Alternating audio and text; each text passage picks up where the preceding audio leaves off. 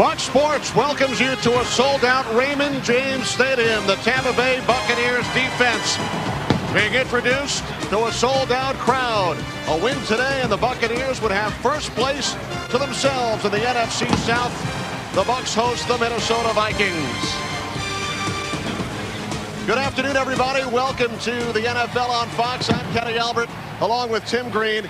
In case you're wondering how a team that has scored 11 offensive touchdowns in 8 games has a record of 6-2, all you have to do is look at the Tampa Bay defense. Kenny, you're right. This team is about this defense, and they're in the playoff position because of their defense. It's fabulous. But you know what? It shouldn't be a surprise. Look at the guys that they have playing out there.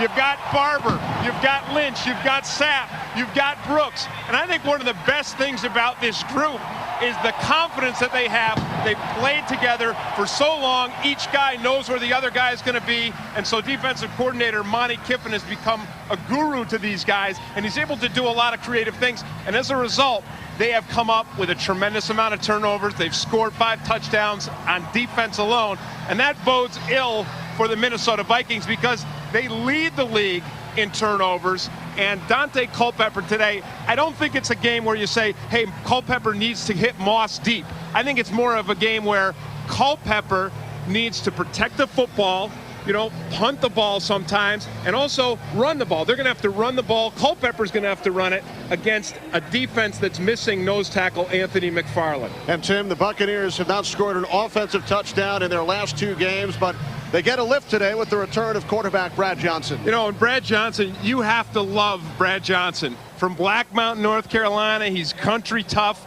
He's so tough playing out there with the broken rib, but he's missing 2 of his top receivers in Jaravicius and McCardell. So I think for the Tampa Bay Bucs today to win, you're going to have to see a lot of Mike Allstott. Allstott in his last 4 games against Minnesota here has averaged 100 yards and over 5 a carry.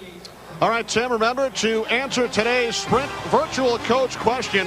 What should Emmitt Smith do at season's end? You can vote now using PCS Vision from Sprint or log on to foxsports.com. It's the Tampa Bay Buccaneers and the Minnesota Vikings coming up next on Fox. 1, 2, 3. Right. Hell yeah, party time all night.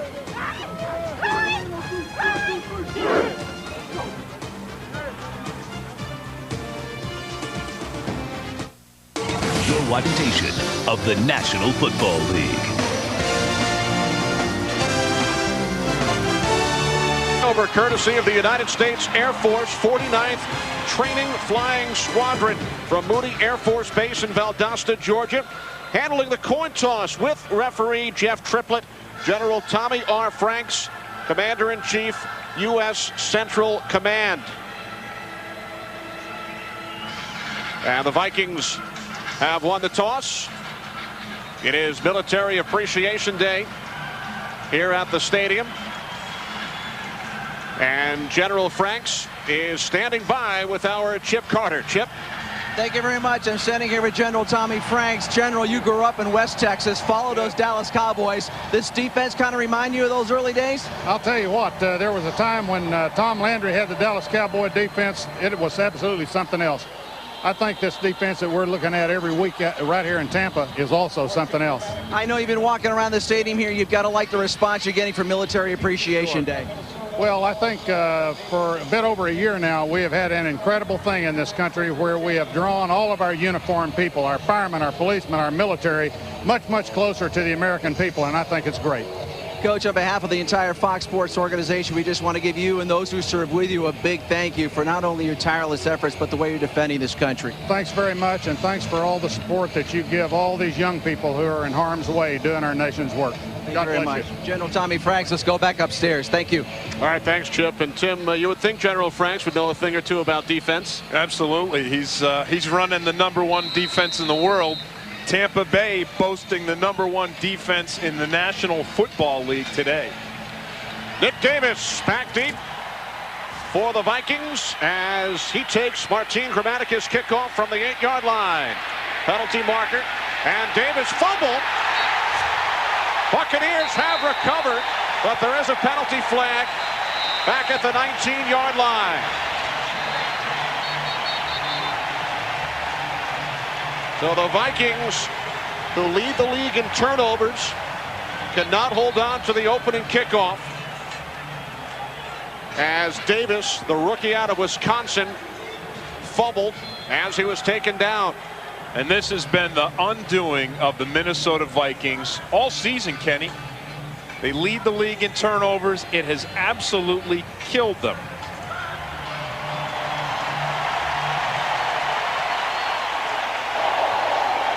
Here in the return, holding, 31 return team.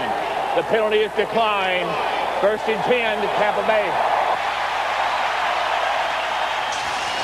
Davis gets sandwiched by Todd Yoder and also Jack Golden.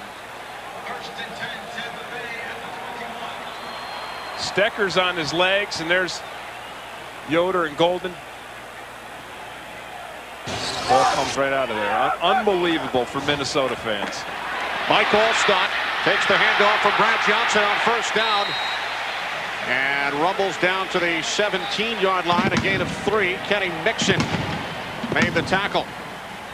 And there you see Minnesota, 22 turnovers this season, most in the NFL. That includes the fumble we just had. And you see Mike Tice scratching his head. It's got to be sickening for him, because they came into this game, Kenny, thinking, let's play field position. You know, let's play conservative offense. Let's run the ball. It's not a bad thing to punt. Let's make sure this Tampa Bay offense, which has struggled tremendously, let's make sure they don't get a short field. First play of the game, short field. 2 tight ends on 2nd and 6. Allstott, the lone back. Johnson with time dumps it off to Allstott, and he works his way down to the 10-yard line, picks up a 1st down. Buccaneers ranked 24th offensively. Johnson, terrific career record, spent his first 7 seasons as a Minnesota Viking. Well, Brad Johnson really knows how to win. And he said to us yesterday, remember, hey, I've been in shootouts as a quarterback in Minnesota and Washington, shootouts where we've scored 30, 40 points and lost. All I care about is winning, even if it's ugly, right? And their win last week against Carolina was ugly. Penalty marker as Allstott down the sidelines into the end zone, but a penalty flag.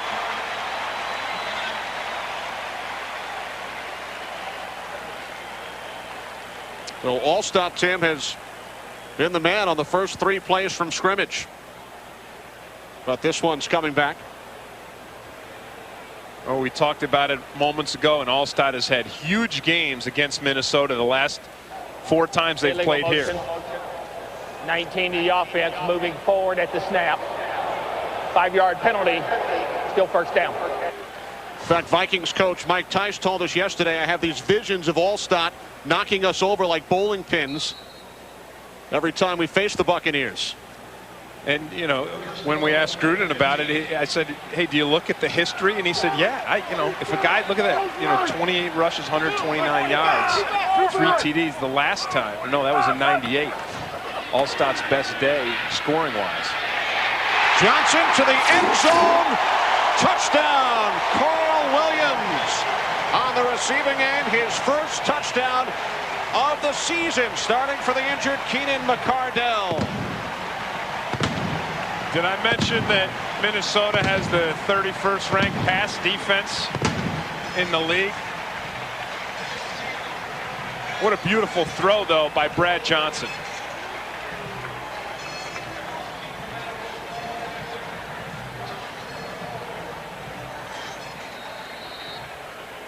So the Bucs offense finally scores a touchdown, their first in the last 9 quarters. It's the first touchdown in the air for the Buccaneers in 14 quarters, as Brad Johnson hits Carl Williams, 15-yard touchdown reception. Bucs capitalize on the turnover. NFL and official airline of Super Bowl 37. Back in Tampa, an early 7-0 lead for the Buccaneers, and Nick Davis, who fumbled the opening kickoff, will not get a chance this time. Mike Tice sends out Mo Williams along with Cedric James. It's Williams, 2 yards deep, And the Vikings will start from their own 20. Take a look at the you talk about John Gruden and the innovativeness of his offense. What's going to happen here is Dudley's going to drive deep.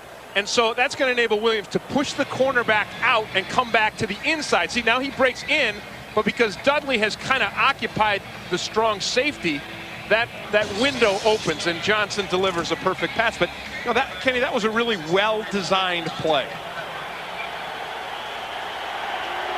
So now Dante Culpepper and the Vikings go to work from their own 20-yard line. Michael Bennett out to the 23, a gain of 3. Shelton Quarles made the tackle. Well, Dante Culpepper grew up only about an hour from Tampa in Ocala, Florida. It's headed Central Florida. And he's third in the NFC in passing yards. He's struggled this season. He's pressed. He's been out of rhythm. And when he gets in those situations, he's turned the ball over. But he certainly has big play capability.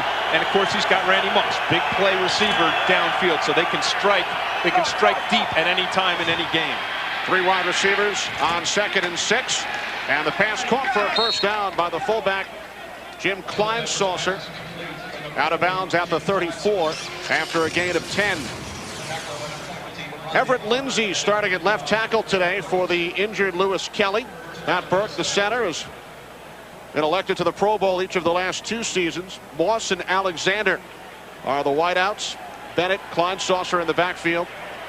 And the tight end is Pro Bowler Byron Chamberlain. Chamberlain shifting. 1st and 10 from the 34. Long count by Culpepper. This is Bennett. Out across the 35 for a gain of 2. Greg Spires the tackle. 2nd and 8 coming up. Buccaneers, best defense in the NFL. They allow only 10.5 points per game. Shartrick Darby starting for the injured Anthony McFarland. Derek Brooks has scored 4 touchdowns this season. Barber and Kelly the corners. Jackson and Lynch are the safeties. And the thing they like about Shartrick Darby is his toughness. He's got some quickness, but he's a little undersized. He's only 6 foot and only 270. Making his first NFL start for the injured McFarland. Play clock winding down. It's going to check to a pass. Culpepper had the pass deflected. He was looking for Derek Alexander on the far side to a 3rd and long, 3rd and 8. And the Vikings did not want to be in this situation. Well, Culpepper saw the safety, John Lynch, come up to build an 8-man front, and so he checked it to a pass, but the pass play looked, ugly. You talk about this Tampa Bay defense. You just see the numbers. They allow 1 touchdown every 17 possessions. They've allowed only 6 all season. 4 wide receivers. Quarterback draw as Culpepper takes off and is close to the marker. I think he may have. I don't know. It's going to depend on the spot. That doesn't surprise me to see Culpepper run on 3rd and 8 because, again, coming into this game, the Vikings' plan was they wanted to play a field position, time of possession game where they hung on to the ball, they moved it downfield. Not a bad thing for them to punt. I mean, Culpepper told us yesterday, he said it's not a bad thing if I punt. And when we told Tice that, he goes, oh, so he's listening, right? Mike Tice hammered that point home throughout the week. Well, because and he made it. Now he's got another first down, and they did it running the ball, and it was Culpepper running. I like that decision. I really do. Culpepper 3rd in the league among quarterbacks in rushing this season. Only Michael Vick and Donovan McNabb have rushed for more yards from the quarterback position. And certainly if your quarterback has to run, it should be a quarterback like this with his body is just tremendous. I mean, 270 pounds. He can take a lot more hits than a Michael Vick or even a Donovan McNabb. From the 44, the quick slant is caught by Moss, but a good job by Shelton Quarles holding Moss to just 3 yards. I think any play that tries to exploit the Tampa Bay linebackers is not really a good play. Here's Moss right here. He goes in motion. So they're trying to get him singled up. But the reason why I don't think it's a good play is because Quarles and Brooks and Singleton all have outstanding speed. So they're tough to take advantage of the way you can take advantage of other linebackers. Bennett off the middle on 2nd and 8. Met by the combination of Brooks and Lynch. Short gain on the play. And what this is just it's a quick run, just the dive play, and they're going right at Chartrick Darby. And here's Darby right there, and you see they put the double team on him, they get some movement on him, and they get some push. So now they're in this 3rd and 5 situation again, and again, this isn't a situation where you should be surprised if the Vikings do something with Dante, run a bootleg pass or run the ball. Chris Walsh in motion. 3 wide receivers. And they keep it on the ground with Mo Williams. And Williams has a first down to the Buccaneers 41. And there it is. It's the run. Now normally 3rd and 4 you think pass, but today with the Vikings you have to think run on 3rd down. Because again, it comes back to the turnovers, and they realize that the turnovers is what's killed the Vikings, and turnovers is what has fed this Tampa Bay team. And a Vikings turnover on the opening kickoff today led to the Buccaneers touchdown. Vikings moving the chains. This is Bennett on 1st and 10 from the 41. And Shelton Quarles comes up to make the tackle. And of just 1 for Bennett.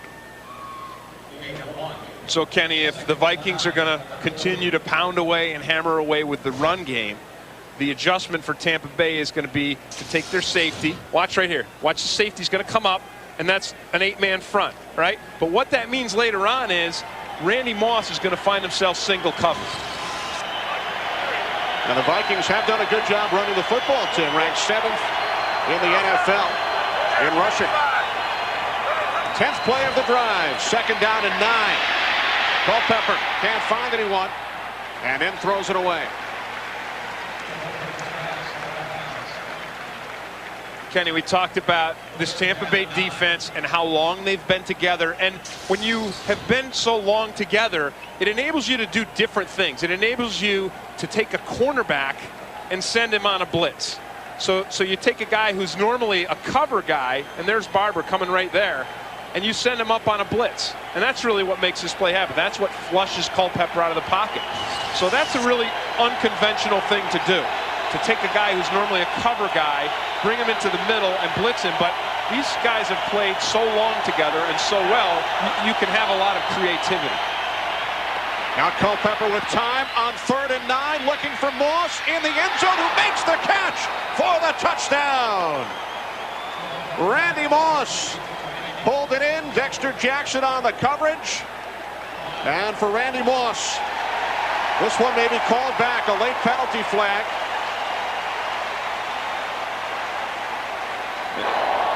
Holding, 63 offense.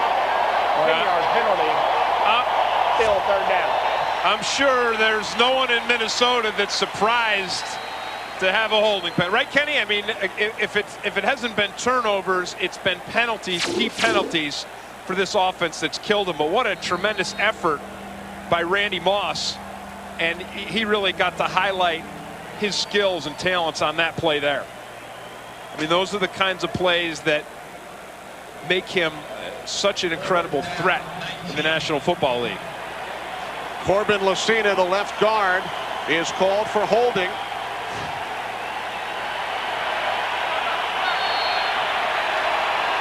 And now with the play clock winding down, the Vikings forced to call timeout. Midway through the 1st quarter here in Tampa, Buccaneers with the early lead.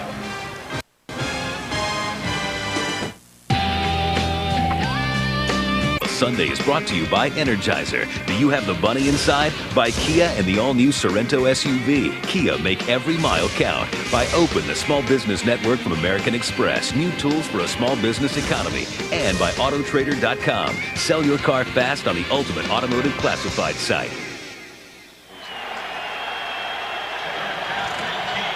3rd down and 19 from midfield for the Vikings following the penalty. Culpepper rolling right and is forced to throw it away. I got to tell you, Kenny, the Minnesota Vikings got robbed on that last play. Mike Tice, you see him here, he's chewing out Corbin Lucina for the holding penalty. But I will tell you that when Mike Tice watches the film, he's not going to be unhappy with Lucina. Watch Lucina. Here's Lucina right there. Okay? That's not, I mean, if they're going to call that a hold, they got to call that every single play. They got to throw 5 flags on the line of scrimmage. That was a suspect call. And that was the 4th holding penalty called against Lucina this season. Kyle Richardson, end over end punt, and a fair catch called for at the 14-yard line by Carl Williams, who has the game's only touchdown. Buccaneers took over on their own on the Vikings 21, scored 3 plays later. And then a Vikings touchdown pass from Culpepper to Randy Moss, called back due to a holding penalty. This is Allstott again. Nowhere to go. Fred Robbins, the first Viking, in on the tackle. Up front for the Buccaneers, Todd Washington replacing the injured Kerry Jenkins at left guard. Jeff Christie is a former Viking Pro Bowl center. Keyshawn Johnson, Carl Williams, the wide receivers. Pittman with Allstott in the backfield, and the tight end is Ken Dilger. And this offensive line, Kenny, has struggled all season long. They've not established any continuity, and they're not playing with tremendous confidence. Brad Johnson complete on 2nd and 10 to Keyshawn Johnson for a first down, a gain of 13 yards.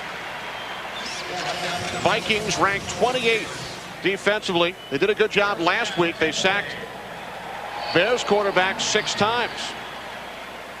Crockett, Beekert, and Rogers, the linebackers. Kelly and Chavis, the corners. Bradford and Russell, the safeties. And Brian Russell is a college quarterback who has converted to safety. Great toughness. He's very willing to get up there and stick his nose. Hasn't developed great instincts yet. Quarterback at San Diego State from the 27 on first down. Johnson to Keyshawn Johnson, complete in Vikings territory to the Minnesota 47-yard line. 26-yard pass play. Well, they do it off of a play-action pass, but I talked about the Tampa Bay offensive line and the lack of continuity. This should give them some confidence here, because look how long Brad Johnson has to stand back there and wait for this play to develop. Keyshawn Johnson runs all the way across the field. From one side to the other, he gets into the perfect soft spot of the zone, and Johnson is throwing the ball very accurately today. Don't forget, Brad Johnson playing with a broken rib. Loves this one. Incomplete, a penalty marker. Allstott, the intended receiver. And remember, Tim, the Vikings defense has allowed the most long pass plays in the league. They've allowed the most pass plays of 20 or more yards. Holding, 21 defense. Well, 5-yard penalty, automatic first down. Another miscue for the Vikings. They started this game out with a horrible miscue. There's the fumble right there on the opening kickoff, and that enabled the Bucs to go to Allstott. They give him the ball on the ground, they throw him a short pass, and then this touchdown pass to Carl Williams. Only 3 plays later, the Bucs are up 7-0, taking advantage of the Vikings' miscues. Allstott with 3 touches so far on 6 offensive plays. This is Williams. Carl Williams down to the Vikings 38. Brad Johnson is now 5 for 5. Right, Brad Johnson is 5 for 5, and he's spreading the ball around a little bit. He's gone to Williams twice, he's gone to Johnson twice, he's gone to Allstott once. But I would be surprised at the end of this day if you don't find that Keyshawn Johnson gets 8 to 10 passes. They really want to look for Keyshawn in this passing game, because they're without Keenan McCardell, who was Johnson's go-to guy, Brad Johnson's go-to guy, and they're also without Joe Juravicius. On 2nd and 5, Allstott looks to fight his way back to the line of scrimmage, but loses a yard as Chris Hovan wrapped him up. One thing about Vikings defense, and as you see, Chris Hovan, and Hovan's probably the right guy to look at because they've played pretty well, Kenny, against the run. They're a good run defense. They get a lot of upfield pressure, and Hovan, they're 5th in the NFL, and Hovan is a lot of the reason for it. Very active, lots of penetration, but as we said, their weakness is in the passing game. They've given up a tremendous amount of yards on big pass plays. Now 3rd down and 7. Free play, so you chuck it to the end zone. Nice catch by the tight end Dilger for a 1st down. Down at the Vikings 21. Well, they got halfway to the end zone. Yeah, well, that's what you do. You throw downfield no matter what, because you know that you've drawn the defense off sides. That's the 3rd Vikings penalty, although the Bucs will decline this one. Vikings 2nd in the league in penalties. So turnovers and penalties have been a huge problem for Minnesota. Well, and watch Brad Johnson again. He's back here. Great protection by his offensive line. Look at Kenyatta Walker there, just slamming Brummel, and then a beautiful catch. How about this? You know, Ken Dilger makes some fabulous catches, but about 1 in every 5 passes he'll drop an easy one, but then 1 in every 5 he'll make a spectacular one. Michael Pittman, gain of 2 on the play, down to the Vikings 19. Nick Rogers, the rookie out of Georgia Tech, brought him down. You know, Michael Pittman has not had a stellar season. You see he's averaging 3.5 a carry, but I think it would be unfair though to expect more from Michael Pittman without an offensive line that has great cohesion and that doesn't make a lot of mental mistakes. Because if you give him, you know, big holes, if you give him big opportunities, that's when he's going to be at his best. Johnson on 2nd down under pressure, and he throws it away. Chuck Wiley along with Kenny Mixon were in Brad Johnson's face. Yeah, and they're in Brad Johnson's face, and then you see Eric Kelly in Keyshawn Johnson's face. That's called press. That's press coverage right there, and that was an outstanding job by Eric Kelly. I mean, that's why Brad Johnson had the pressure and had nowhere to go. Eric Kelly's a young player. He's only in his 2nd year, but he's got some physical skills. The only thing he really lacks is the confidence. Now 3rd down and 9. 4 wide receivers out, and the pass is caught for a 1st down. Down to the 7-yard line. Carl Williams with his 3rd reception in this 1st quarter. Remember what Brad Johnson told us about Carl Williams. He said the key word is elusive. And you have to remember, Carl Williams, he's a punt returner. And the reason why he's been successful as a punt returner is because he is elusive. He's not particularly big. He's not particularly fast. But boy, if you don't keep real close tabs on him, you turn around and he's open. Alstott cutting outside. Now to the 1-yard line before he was brought down by Eric Kelly.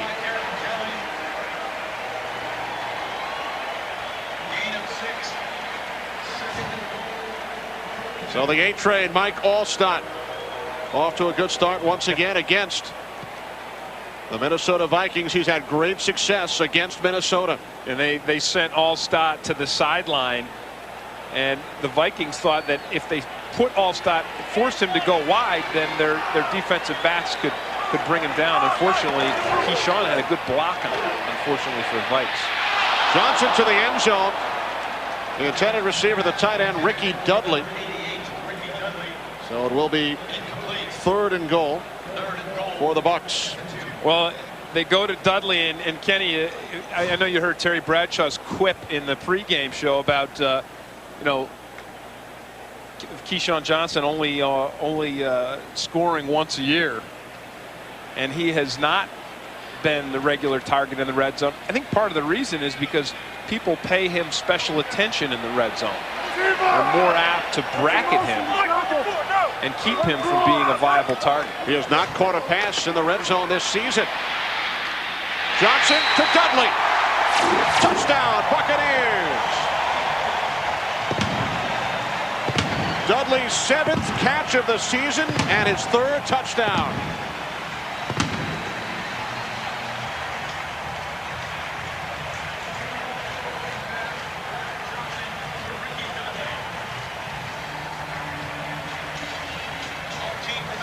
Again, Kenny, these are really well-designed plays. Both touchdown passes had a great chalkboard element to them. Dudley came all the way across the zone, and it was really an easy pass for Brad Johnson. Ricky Dudley played for John Gruden in Oakland. He's reached the end zone 3 times for Gruden with Tampa Bay. And exclusively at NFL.com.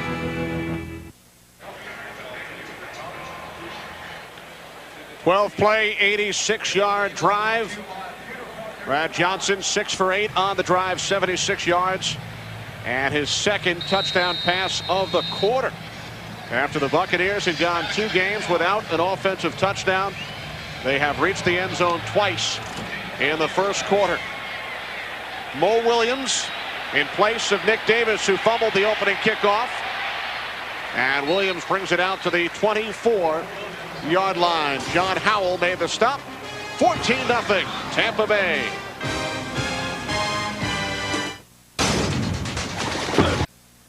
You need for this to... Another well-designed play by John Gruden. Dudley goes in motion. He comes all the way across the field, across the zone. Johnson, with great protection, delivers another touchdown pass. Now the Vikings start from their own 24-yard line. Pass broken up, nearly intercepted by Rondé Barber. The Vikings are in a really bad position right now, Kenny, because their game plan to come in here and control the ball and keep it a low-scoring game, that's out the window. That's over. Now Dante Culpepper is going to have to come up with some big plays, and they're going to have to get the ball to Randy Moss, and he's going to have to press it downfield. And that's when they've also had interceptions, turnovers. 3 wide receivers on 2nd and 10. Bennett, and he's hit for a loss by Warren Sapp. Loss of a yard on the play.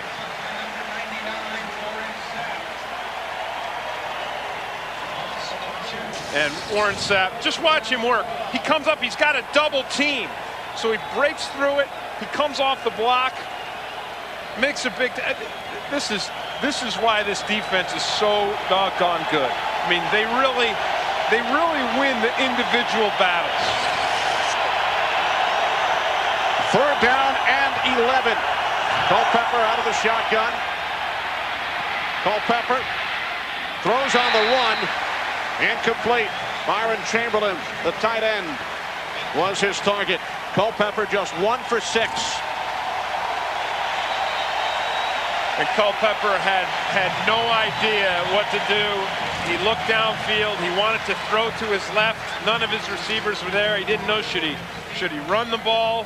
Should he throw the ball? Very indecisive. But again, you're playing the #1 defense in the National Football League. There's not going to be a lot of opportunities for big plays. Kyle Richardson punting for the 2nd time. Makes a Buccaneers bounce into Vikings territory as the first quarter comes to an end. Vikings capitalized on an early turnover, and their offense scored 2 touchdowns in the first. Back in Tampa, Buccaneers leading the Vikings after 1 quarter by the score of 14-0. Kenny Albert with Tim Green and Brad Johnson not showing any effects of the rib injury. It's almost like the rib injury was good for him. I mean, if he keeps going the way he's going, at the end of this game, if he repeats what he did in the first quarter, he's going to have 400 yards passing, right? He'll have 8 touchdowns and, 432 completions. Penalty marker as Johnson was looking for the tight end, Ken Dilger. And the turnovers, the story, one of the big stories for the Minnesota Vikings throughout this 2002 season, and they lost the opening kickoff. Right, turnovers, penalties. They had a touchdown call back because of a holding penalty, although we thought it was a bad call. But, hey, you got to credit Brad Johnson. He's out there with a broken rib, folks. I mean, it's hard to sleep when you have a broken rib. He's out there playing in the NFL and playing extremely well. The other people we have to give credit to, Kenny, is this Tampa Bay offensive line. I mean, Todd Washington is in there. He's replacing Kerry Jenkins. Kenyatta Walker has kind of struggled. Cozy Coleman, Jeff Christie. Roman Oben, they've not had a great season. Right now, this group right here is making Brad Johnson able to throw those touchdown passes. And Tim, another Vikings penalty, a hold against their defense. Allstott down to the 41-yard line. Gain of 2 on the carry. And Kenny, we talk about how well Brad Johnson is playing. On the other side of it, look at Dante Culpepper's numbers. Really struggling right now, only completing 1 for 6 and 10 yards. And as we said, he is going to have to come up. If Minnesota's going to climb back into this thing, he's going to have to come up and with some really big plays. He's going to have to get downfield to Randy Moss. And remember, Brad Johnson told us there's always the Moss factor. You can be up by 14. And they can hit Moss for 2 bombs, and the Vikings are right back in it. And that's where the Buccaneers stand right now, up by 14. Keyshawn Johnson, his 3rd catch of the game, a first down at the Vikings 26, a gain of 15 yards. We just talked about the Tampa Bay Buccaneers winning individual battles. Watch Keyshawn here. Winning individual battles on defense. I'll tell you, Keyshawn Johnson cannot be covered by Ronnie Bradford over the top and Greg Biekert underneath. So again, winning individual battles is what the Bucs are doing right now. And Keyshawn Johnson is having a nice day. Hey, John Gruden told us yesterday, he said, hey, I'm going to go home and read his book tonight. Just give me the darn ball. I think he read every chapter. I think he must have done something. Allstott. John Gruden also listened to some of his neighbors who came trick-or-treating on Halloween and told him to give the football to Allstott more than he has been. You don't really believe that's why they're giving it to him, though. Come on. I mean, can you imagine how annoying that must be for John Gruden? He gets home on Thursday after a long day, a long week, and he gets some advice from a neighbor. Hey, you need to give Mike Allstott the ball more. Especially knowing that he already knew he was going to do that, right?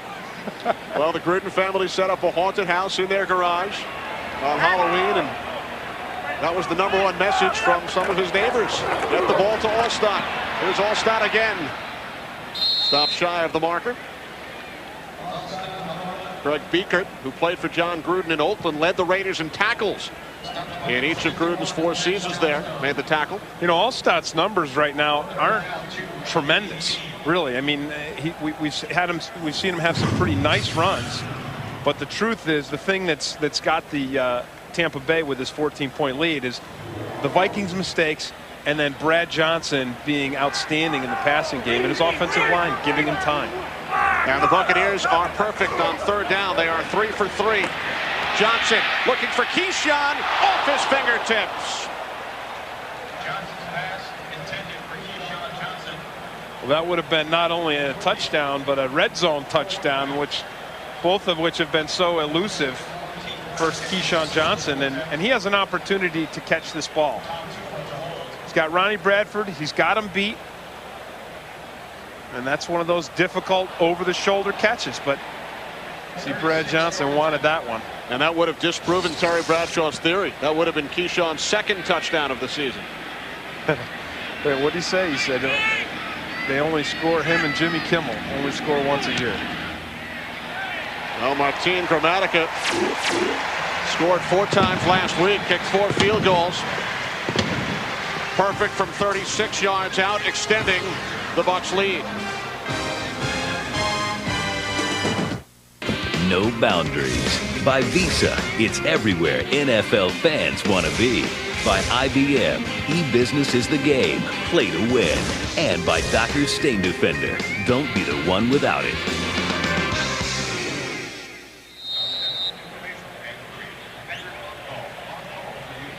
Well, the Vikings down 17-0. They have lost their last 4 games here in Tampa, and they have allowed 41 points to the Buccaneers in each of the last 2 as Bo Williams brings it out to the 23-yard line. Jermaine Phillips had a big day on special teams, made the stop.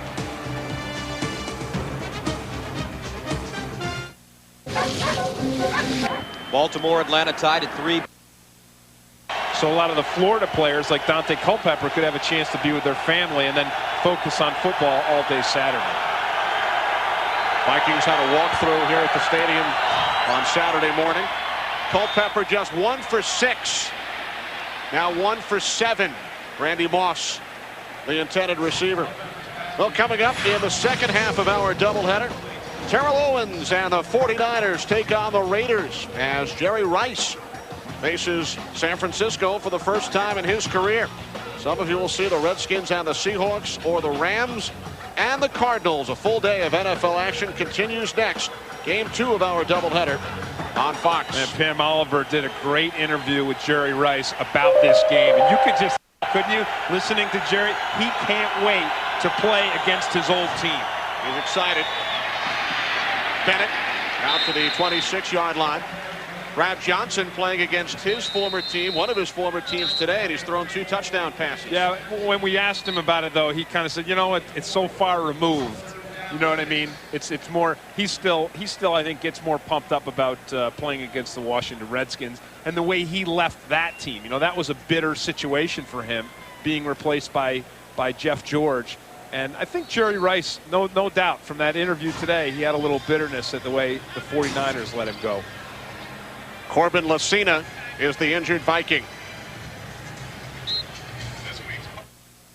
Offensive lineman in uniform today, but they get their first-round draft pick at practice on Monday. Bryant McKinney, who held out for 98 days, signed a 5-year contract on Friday, and Mike Tice is going to give McKinney a crash course. I would be astounded if McKinney is able to add much to this Vikings offense, having missed so much, not having had a training camp, not having done the hitting. There's Lucina right there trying to block Warren Sapp. And Sapp just kind of bowls him over, and that looked like where he hurt his knee. You see him grabbing his knee. Mike Tice said McKinney is going to be my shadow all week at practice. Corey Withrow, in his 3rd season out of Washington State, will replace Lucina. And the Vikings, Kenny, trying to avoid another 3-and-out. They've had 2 drives today. One was a 3-and-out. This Bucs defense is known for their 3-and-outs, and in as much as anything, the Vikings need to give their defense a rest. Bucs defense leading the league in 3-and-outs forced. Culpepper on 3rd down complete. Chris Walsh for a first down. Walsh's first catch today.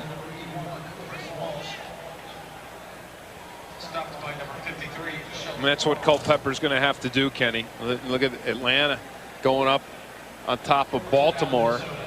And of course, Tampa Bay fans are particularly watching everyone in that new South division. As you see Corbin Lucina's knee being checked out. It's a tough division, right? You got New Orleans, you got Tampa Bay, Atlanta, even Carolina showing some teeth this season. Falcons with the lead on a record of 4-3 as Moss makes the catch, met immediately by Brian Kelly as we check in with James Brown. JB. Hey, folks, take a look at the Philadelphia-Chicago game. 11 plays, 66 yards. Chicago has yet to convert a 3rd down and barely got that 30-yard field goal by Paul Ettinger through. It is 3-0 Bears. Back to Kenny and Tim. Hey, thanks, JB. Tell Howie Long that I would have taken offense to all the knocking of lawyers that he did if I didn't know that his own wife, Diane, was an attorney. Howie very upset with some of the fines for big hits going around the league. Culpepper to Bennett for a gain of just 2. I wouldn't want Howie Long to be upset at me. No. But he was upset with, he said, a lot of legal issues behind that. And talking about big hits, Simeon Rice just put a big hit. Here's Rice right here. And look at that tremendous get off. And he just engulfs Dante Culpepper.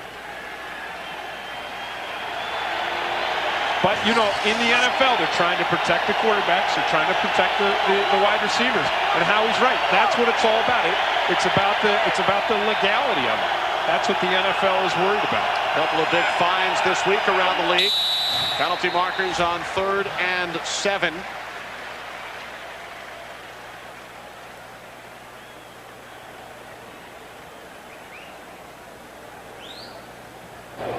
Prior to the snap, false start, 62 offense, 5-yard penalty, still 3rd down. I think you can credit Simeon Rice with that, because Everett Lindsey struggled with Rice on the last play, and he's thinking about, I have got to get out of there and keep this guy off of Dante Culpepper. You saw Rice's reaction. Fourth Viking penalty. Vikings lead the league in false start penalties. Third down and 12. Culpepper under pressure. Escape from Greg Spires, and then got the pass away to Mo Williams, but not even close to picking up a first down. Stopped at the original line of scrimmage. So the Bucs defense doing their job on 3rd and long, forcing another punt. Tremendous pressure by Tampa Bay's front four. And of course it starts with Warren Sapp, who is number 2 in the NFL right now in quarterback sacks with 7.5.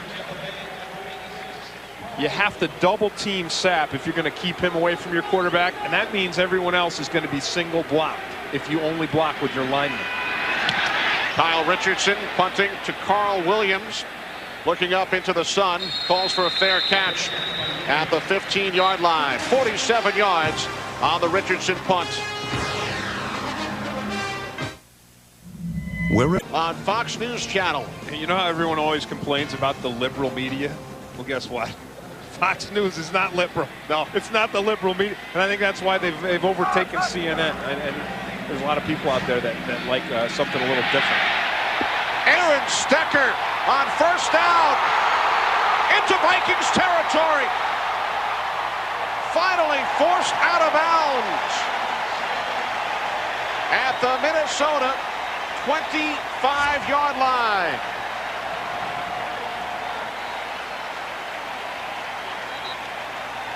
Well, Stecker certainly deserves a lot of credit, but this offensive line deserves some too. They clear a pretty nice lane for Aaron Stecker, and then he just runs through the Vikings defense. Look familiar? You've seen it before if you're a Vikings fan. And this game, Kenny, is starting to become reminiscent of the Seattle game. 25 defense. Half the distance. Automatic first down.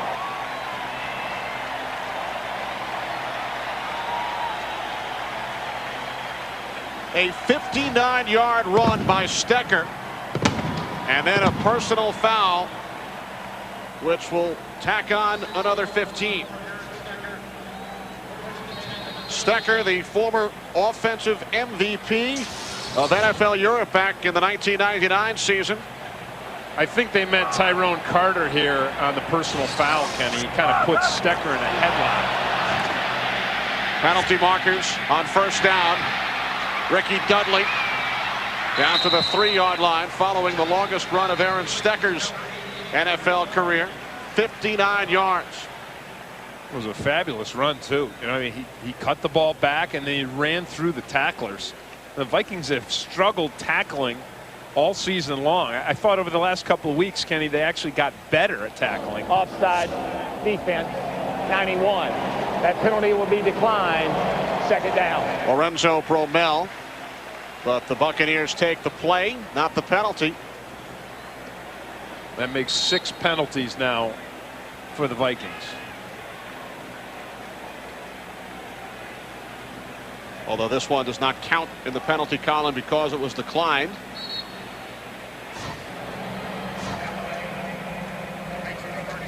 Buccaneers call timeout on the move with a 17-point lead. New York! 2 of his top 3 wide receivers are not playing. Keenan McCardell, who really was Brad Johnson's go-to guy, is out. Joe Jurevicius, who was his backup, is out. Keyshawn Johnson is in. And Carl Williams, the truth, is having a nice day today. Allstott and Jameel Cook in the backfield. And Allstott looks to have the first down on 2nd and 1.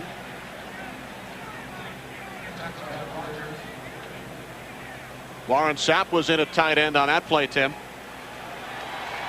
He loves that. He gets a hand from the crowd as he returns to the sidelines. I'm just surprised they didn't throw it to him.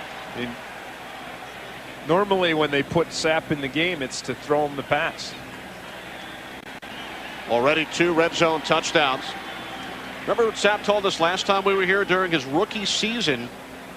He was in at fullback Sam Weiss used him as a fullback on 5 plays, and Eric Rett, Buccaneers running back at the time, scored 3 touchdowns on those 5 plays with Sapp in at fullback. He liked it. I liked his cheeseburger.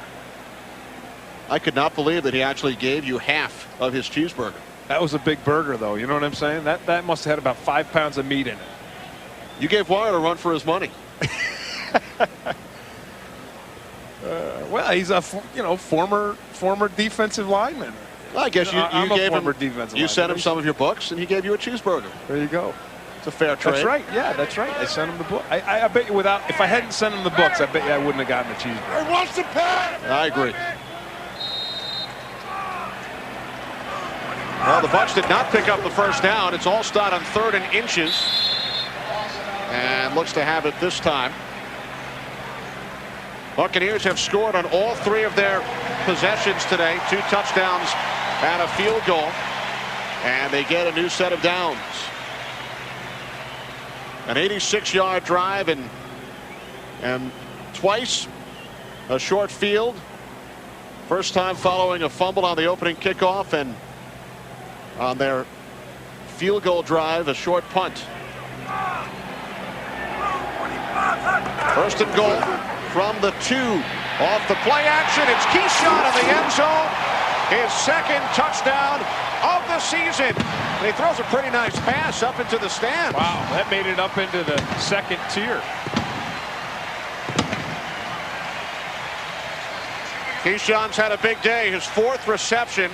His first red zone reception of the season.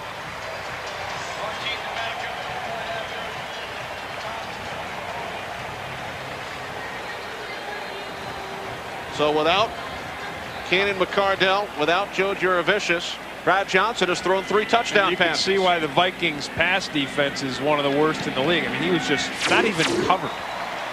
Not at all.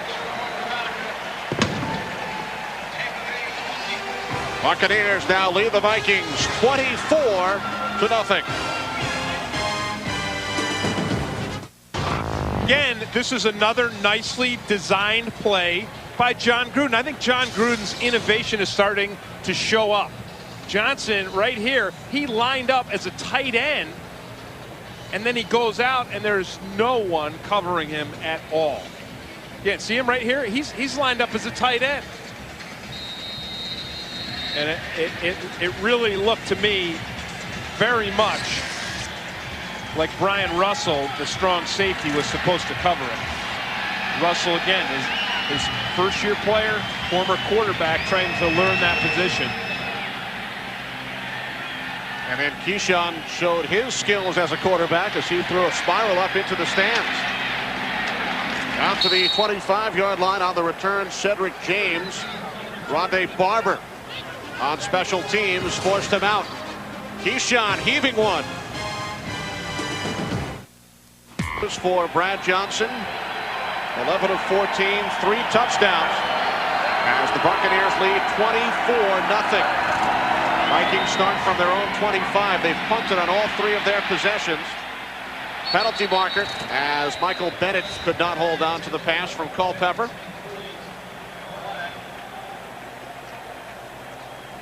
Guess what, Tim? It's against the Vikings. Holding. 60 offense. 10-yard penalty. Still first down. It's Corey Withrow. It's the 8th penalty called on Minnesota, the 6th accepted. Yeah, and now this was a good holding call. Withrow was locked up on Warren Sapp, and watch Sapp right here. And Withrow right there, he just tackles him from behind. He's got the jersey. Sapp doesn't come up with a sack, and Warren Sapp's mad. He doesn't care about the holding penalty. He wants that cheeseburger back. He wants the sack, man. He is the sack master. He has 7.5 this year, 2nd in the league. From the 15. Nice hole for Bennett. Michael Bennett is going to take this all the way. 85 yards for a Vikings touchdown.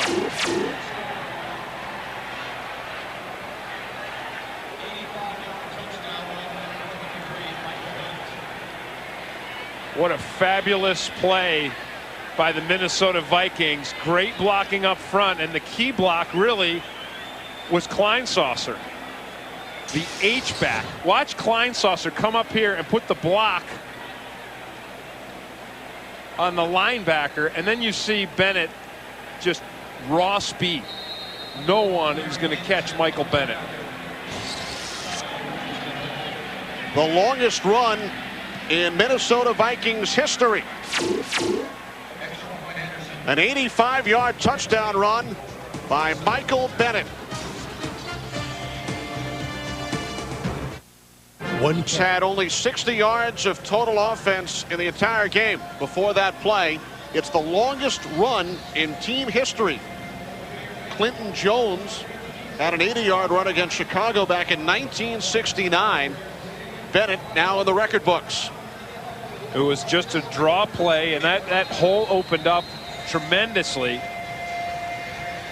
Tampa Bay's front four salivating, thinking about quarterback sacks, rushing upfield, and the hole was huge.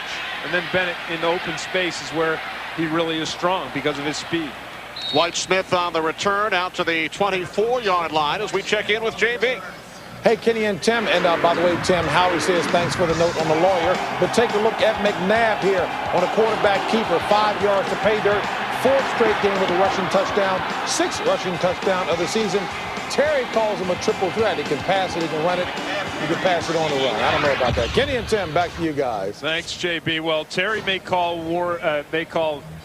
Donovan the triple threat, but Warren Sapp called him the ultimate weapon.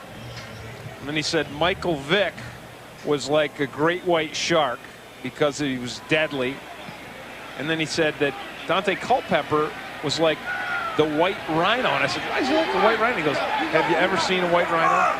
I said, no. He said, well, most people haven't. And most people haven't seen a quarterback who's 270 pounds. Ball stop, loss of a yard. Culpepper has a nickname for just about every quarterback he's faced, and he puts them in categories. He has a great category and then an average quarterback category, but Culpepper's with the great ones, yeah, in his mind. And what a great and dynamic personality Sapp has, and you know, very great analogies, I think. The white rhino. And a great point. How many 270-pound quarterbacks have you seen? Just one.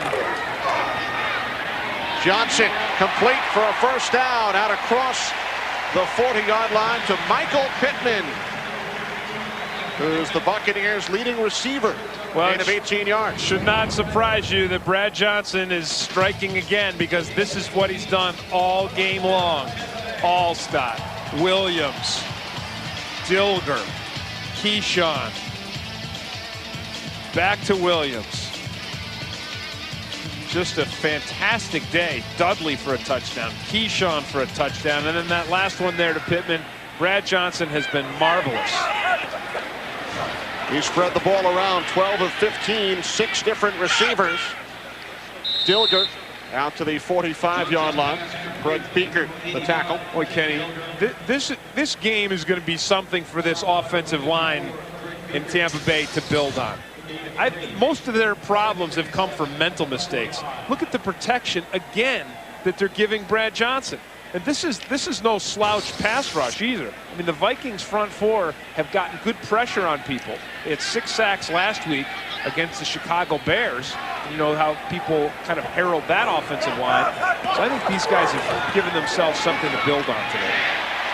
Pass complete into Vikings territory. Reggie Barlow down to the Minnesota 42. Barlow spent some time at Oakland with John Gruden last year. He knows this system well. He does know the system, and he's a good fill-in while they're waiting for Jurevicius and McCardell to heal up. But Kenny, I talked about this offensive line. Look, this is why they've come under fire. 12 sacks allowed in the last 2 games. Of course, today they've played extremely well. From the Vikings 42, Allstott cuts to the outside, no gain. Kenny Mixon along with Chuck Wiley on the stop. Under 4 minutes to go, second quarter. Vikings finally on the scoreboard on the 85-yard touchdown run by Bennett. matches Barry Sanders' longest run ever against the Buccaneers. In fact, Sanders had the 3 longest. He had an 80-yard run, an 82-yard run, and an 85-yard run against Tampa Bay. Well, when you think of Tampa Bay's great defense, you think also of speed. They have so much speed out there, and that's part of the reason they're so good. And so it's hard to get those long runs against them unless you're Barry Sanders, or unless you're Michael Bennett, you have that track speed. And he has world-class speed. Timeout, Vikings. This is the way. Jim Green back in Tampa. Buccaneers took a 24-0 lead. Brad Johnson, 3 touchdown passes, tying his season high. He's completed on 14 of 17 for 159 yards. Keyshawn Johnson, 4 catches, including a touchdown. Carl Williams and Ricky Dudley with the other Buccaneer touchdowns. Play action. Johnson in trouble. Dumps it off, looking for Allstott. And Johnson took a hit from Chris Hovan. 3rd and 10 coming up. Johnson doesn't take a lot of sacks, and a lot of the reason is he usually gets rid of the ball relatively quickly. And then when he doesn't get rid of it quickly, he's usually smart enough to be able to dump it off to those underneath receivers. Unlike Rob Johnson, last week's starter for the Bucs, who holds on to the ball and was sacked 6 times. Yeah, he looked confused out there. Johnson to the near side, caught for a first down by Carl Williams. Buccaneers now 5 for 6 on 3rd down. Chris Hovan. 3rd and 10 coming up. Johnson doesn't take a lot of sacks, and a lot of the reason is he usually gets rid of the ball relatively quickly. And then when he doesn't get rid of it quickly, he's usually smart enough to be able to dump it off to those underneath receivers. Unlike Rob Johnson, last week's starter for the Bucs, who holds on to the ball and was sacked 6 times. Yeah, he looked confused out there. Johnson to the near side, caught for a first down by Carl Williams. Buccaneers now 5 for 6 on 3rd down. A 17-yard pass play. Brad Johnson is throwing perfectly. Again, Williams with the elusiveness. He's going to come from across the field right here out of the slot. And that ball is just delivered perfectly. Just perfect. Look at this. Look how easy this is for Williams to catch. Williams' 4th reception. It looks like they're out there during warm-ups. Doing it against that 31st ranked Vikings pass defense.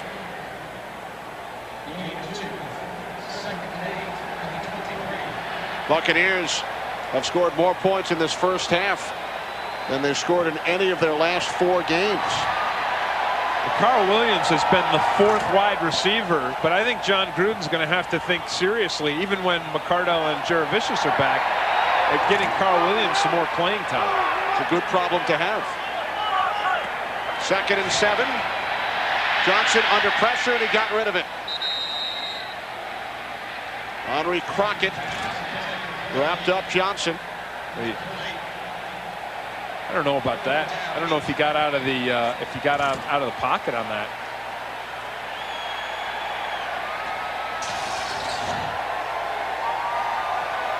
He's got to get outside the tackle before he can throw that ball away, and I thought that was an intentional grounding. I think that was one that the officials missed.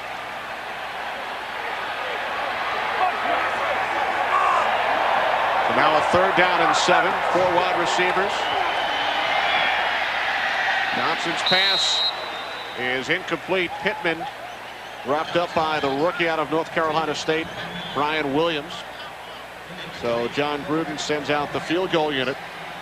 Martin Gramatica, the NFC Special Teams Player of the Week, after he hit 4 field goals against Carolina, including 2 in the 4th quarter of more than 50 yards. This will be a 40-yard attempt. Gramatica hit from 36 earlier. Two for the holder. And Grammatica's kick is wide to the left. It is no good. So the Buccaneers lead remains 24-7. That's got to give the Minnesota Vikings another boost. They were flat all game long, and then Michael Bennett broke one away. 85-yard touchdown run to get him on the scoreboard. The hold looks good. Everything. Snap was good. Grammatica just shanks it.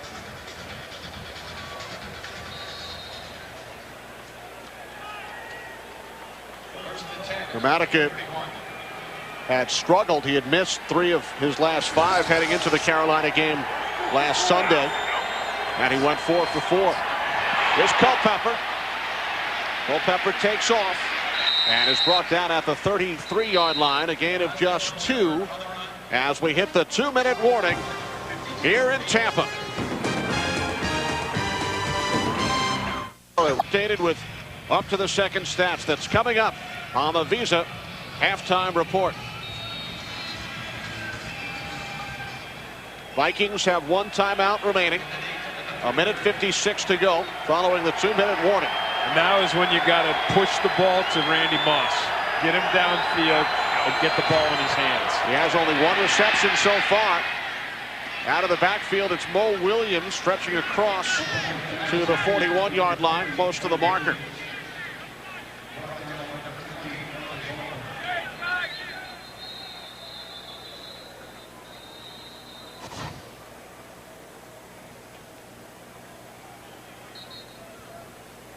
An injured Buccaneer, an injured Viking, Derek Alexander, who's had some injury problems as of late. His backup, Dwayne Bates, is injured as well.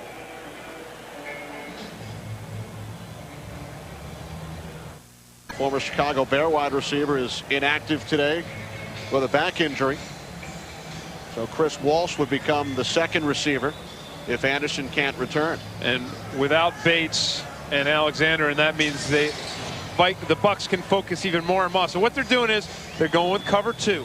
2 deep safeties. That's cover 2. Okay. And what that means is this cornerback can get up here and really press Randy Moss. He doesn't have to worry about getting beat deep, because if Moss gets behind him, so there you see the press. If Moss gets behind him, there's the safety. There's John Lynch. You know, it shouldn't, in theory, go for a long touchdown.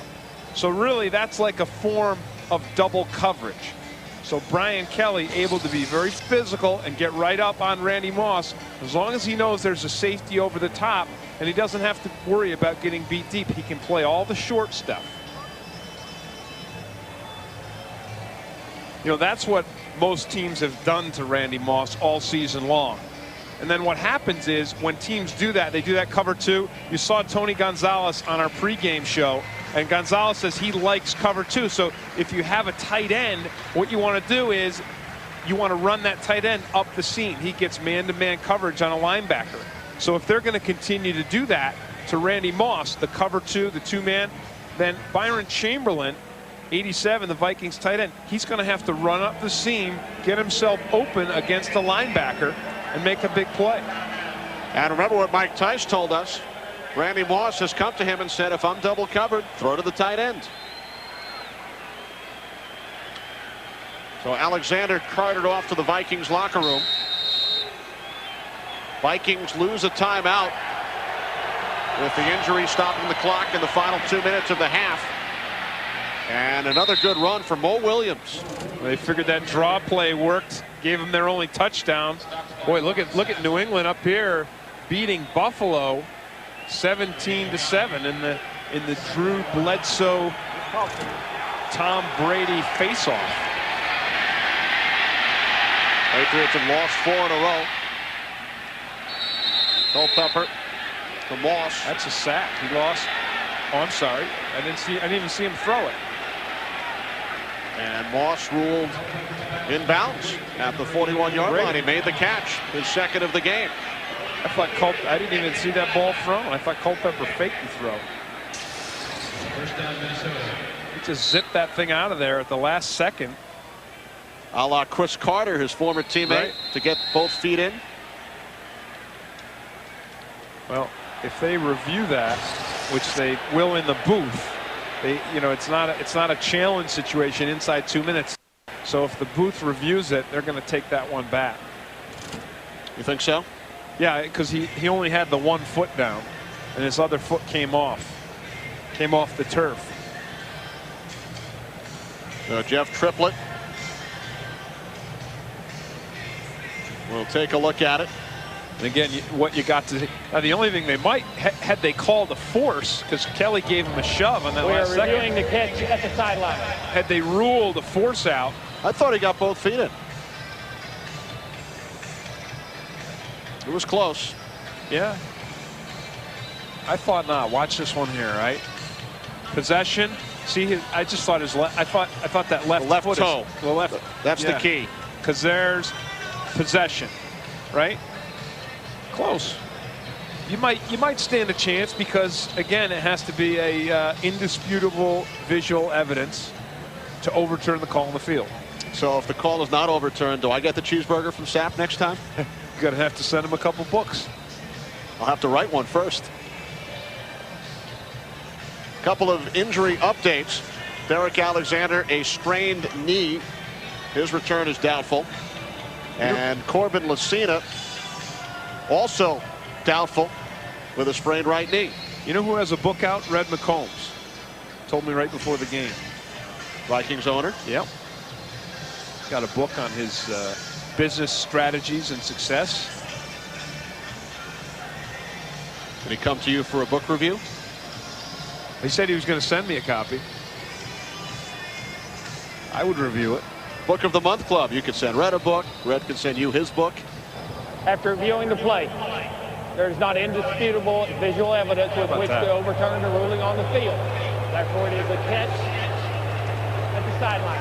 I get the cheeseburger. I wondered why you were my favorite play-by-play announcer in the game. Why is that? You're right all the time. Not all the time. Most of the time.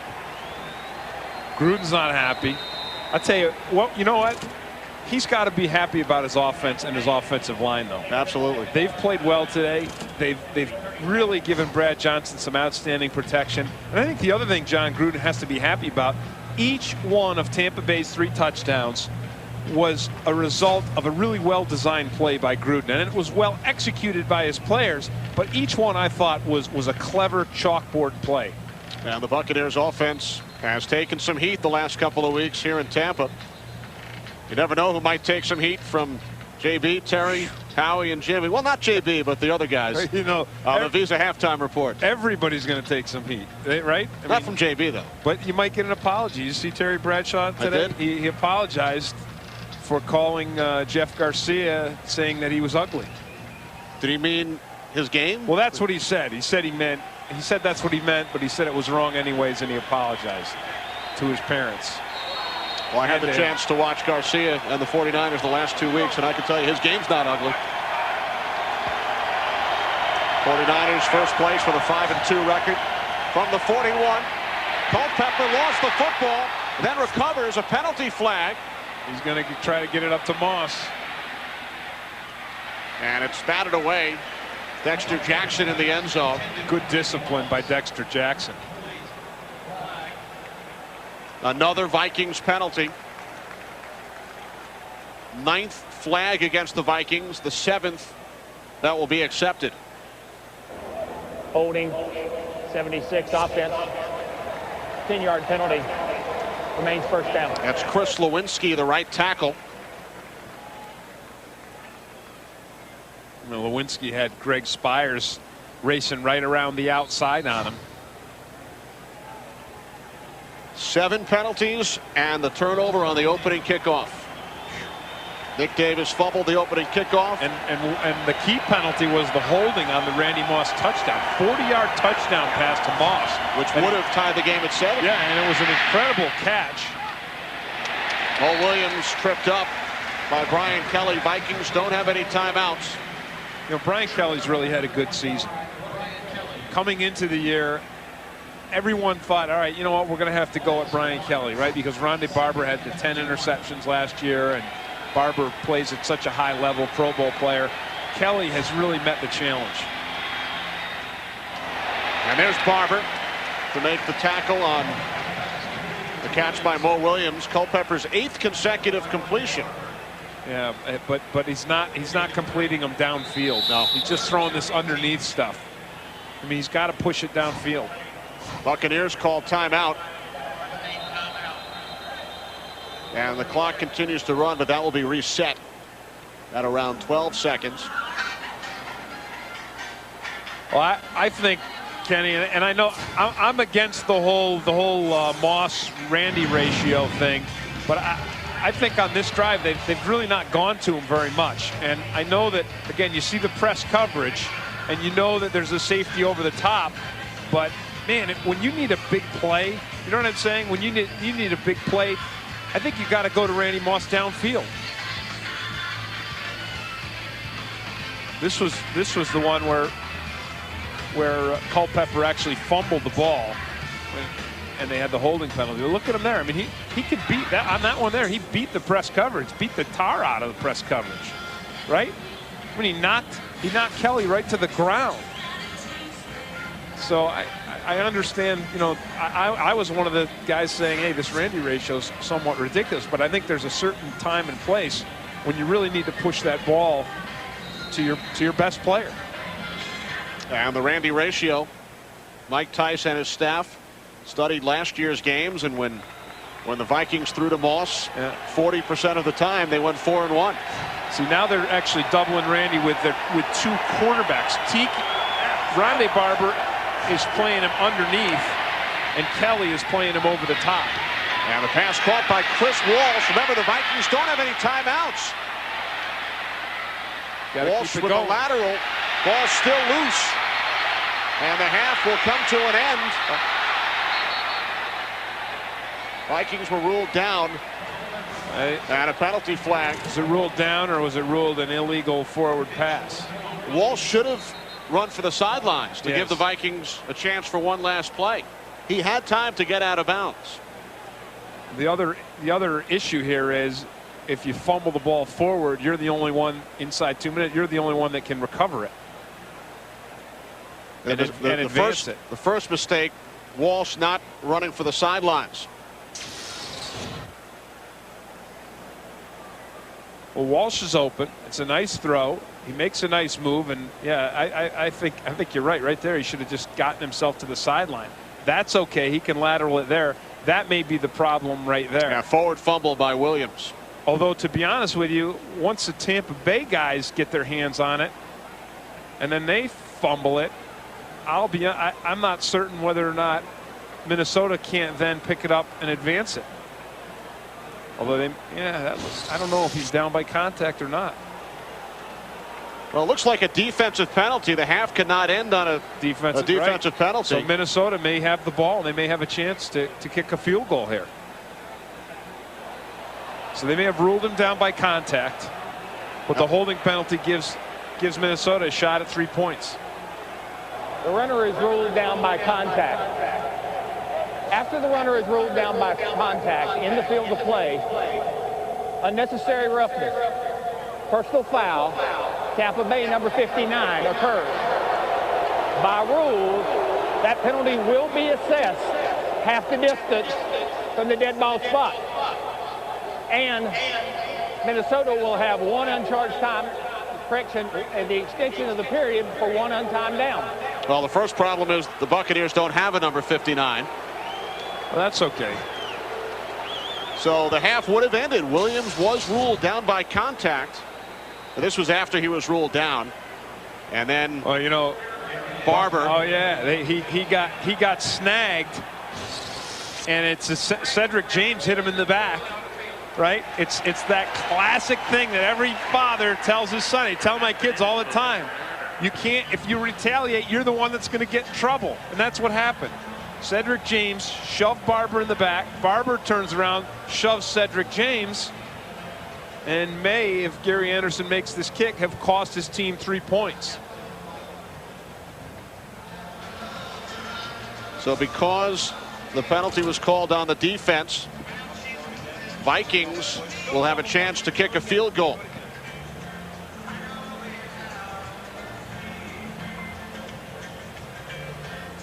So the half would have ended if not for the Barber penalty. And you know, there's the run. We're going to review whether an illegal forward pass occurred on the play. Which was the handoff from Walsh to Mo Williams. There's the shove right there. You see it? James with the shove. They're going to review whether it was an illegal, illegal lateral from Chris Walsh to Mo Williams.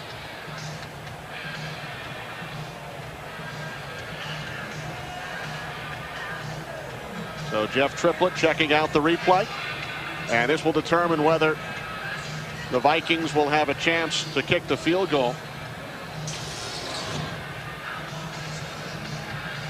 Now, if it's ruled an illegal forward pass, then do they forget about the Barber penalty? I don't know. I don't know. That's a good question. Because if it's ruled an illegal forward pass here from Walsh to Williams, the play continued, and then Barber committed the personal foul.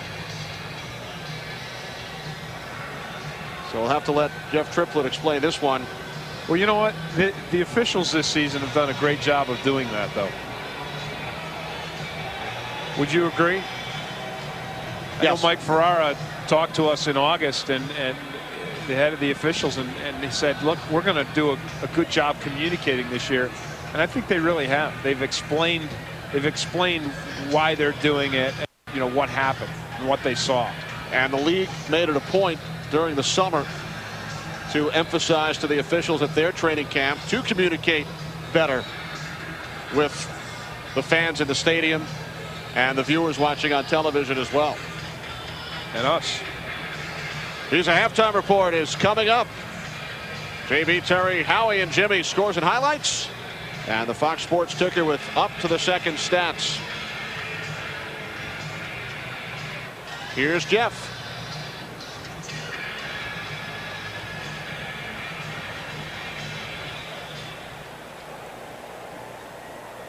After reviewing the play, there is not any visual conclusive evidence that there was an illegal forward pass.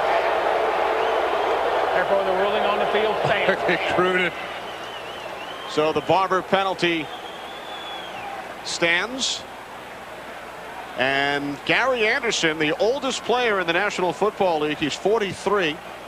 And he's currently tied with the Chiefs' Morton Anderson with 481 career field goals, tied for the most all time. So he'll have a chance to go ahead of Morton because the Chiefs do not play today. So a strange ending to this first half here in Tampa.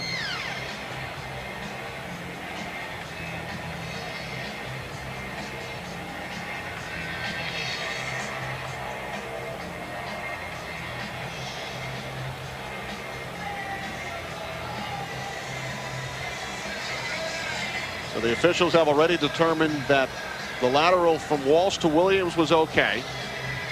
Williams was then ruled down by contact before he fumbled the football forward. Mike Pereira, the head of officiating, will be able to use this play in his officiating clinics next year. There are about 6 different things for the officials to look at and figure out. Well, now they're set. This will be a 26-yard attempt. Kyle Richardson is the holder. And Gary Anderson hits career field goal number 482. He's now the all-time leader in field goals and career points. So the Vikings scored the last 10 points of the first half after they fell behind 24-0. The Visa halftime report is coming up. Fox Monday, students. As we welcome you back, Kenny Albert with Tim Green. Tim, big first half for Brad Johnson and the Bucs offense. I mean, Brad Johnson, don't forget, come into this game, broken rib. He was out last week. He was sick earlier in the week, but he has been spectacular today. Really, 15 out of 21 passes complete, 176 yards, 3 touchdowns. And what he's done, Kenny, really is he's moved the ball around quite well. We saw him, with the short passes to Mike Alstott. Of course, Alstott helped out a little bit in the run game as well. He's had 20 yards on the ground. And then we saw Johnson pushing the ball downfield. Carl Williams stepping in for the injured Keenan McCardell and Joe Juravicius. He's had a nice day for himself. And then Keyshawn Johnson, who was coming into this game, was going to be the primary target. And he is not disappointed. He had his first red zone touchdown catch and then tossed it into the stands. The numbers on Alstott: 28 total yards. Keyshawn, 4 receptions, 56 yards.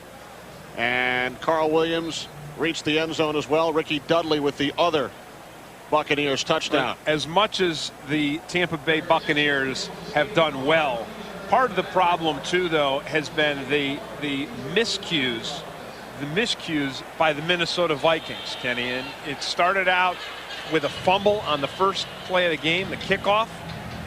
Tampa Bay immediately scored, and then since then it hasn't been the turnovers, but it's been penalties, critical penalties. They've had 7 of them, and of course the one holding penalty against Corbin Lucina early in the game that called back a 40-yard touchdown pass to Randy Moss. And still the Vikings are in this game. Short kickoff by Hayden Epstein. Aaron Stecker, who had a 59-yard run earlier, brings it out to the 34-yard line, tackled by Jack Brewer. So the Buccaneers go on offense to start the second half. Brad Johnson, 3 touchdown passes. And Mike Tice's club trailed 24-0, but they did score the last 10 points. That's right, and you see the miscues there, and he's lost the pencil out of his ear. I saw Jimmy Johnson during halftime put a pen in his ear. Maybe a little subliminal suggestion, but Mike Tice has had the pencil knocked right out of his ear. Perhaps he needed to get it sharpened. I think he's looking for anything to reverse the ugly trend that Minnesota has shown in their last 4 trips down here to Tampa Bay. 13 yards for Mike Alstott on the first play of the second half. And this is just classic Alstott. Gets up to the line of scrimmage, makes a move, runs through one tackler, bowls over another. He's averaged over 100 yards on the ground in each of the last 4 home games against Minnesota, all won by the Bucs. Johnson looking for Jameel Cook, the second-year fullback out of Illinois. One thing John Gruden has always done a good job of, and he did it when he was with Oakland, he spread the ball around. He gets every player involved. But you know this, Kenny, that if you get your opportunity, as Cook just had there, you have to make something out of it. Otherwise, that ball, they want to move it around to plenty of different people, plenty of different players. And if you make a mistake when it's your turn, you probably don't get another turn today. And Johnson hit 7 different receivers in the first half. Here's Pittman across the 50-yard line. Chris Hovan made the tackle. Remember, for the Vikings, 85 of their 208 total yards came on the Bennett run. Yeah, that was the biggest play for the Vikings of the first half. And if you look at it again, the real big thing for the Bucs has been that 176 yards of passing. 3 of those passes were for touchdowns. 3rd down and 6. 3 wide receivers. Williams in motion. Johnson's pass is caught by Keyshawn, but a nice job to bring him down by the combination of Eric Kelly and Brian Williams. Stopped 2 yards shy of the marker. So the Vikings will get the ball back, and a touchdown here would pull Minnesota to within 7. Well, you can see, Kenny, that Keyshawn Johnson is drawing a crowd. 3 guys on him there after he catches that football. So Tom Tupa will punt for the first time. Buccaneers scored on 4 of their 5 first-half possessions, and Gramatica missed a field goal on the other. So the first punt of the game by Tupa. out of bounds at the 26-yard line. So the Vikings go on offense, down by 2 touchdowns when we return.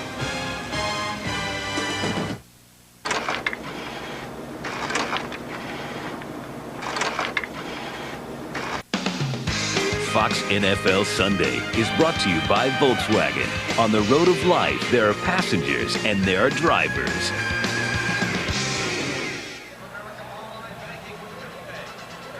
Back in Tampa, Buccaneers leading 24-10. They led 24-0.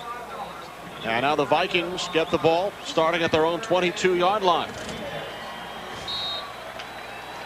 Vikings lost 2 starters to injury in the first half. Left guard Corbin Lucina and wide receiver Derek Alexander, who both suffered sprained knees and have not returned. Vikings keep it on the ground on first down, and Bennett out to the 28-yard line, and he goes over 100 yards for the second consecutive week. Had an 85-yard touchdown run in the second quarter.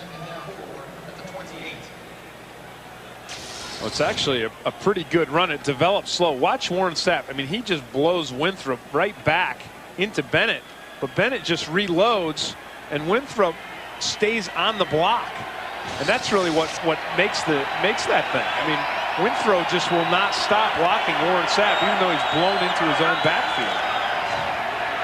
On second down and 4, the end around to Randy Moss. And he picks up the first down. So the Vikings looking to get the ball in the hands of Moss. It's only his 4th touch. He has 2 receptions and now 2 carries today. Yeah, this reverse has not worked extremely well for them over the last couple of weeks. You know, they continue to run it, and I understand it's another good way to get the ball into Randy Moss's hands. But again, really, Randy Moss's danger is downfield behind the defense, making acrobatic plays.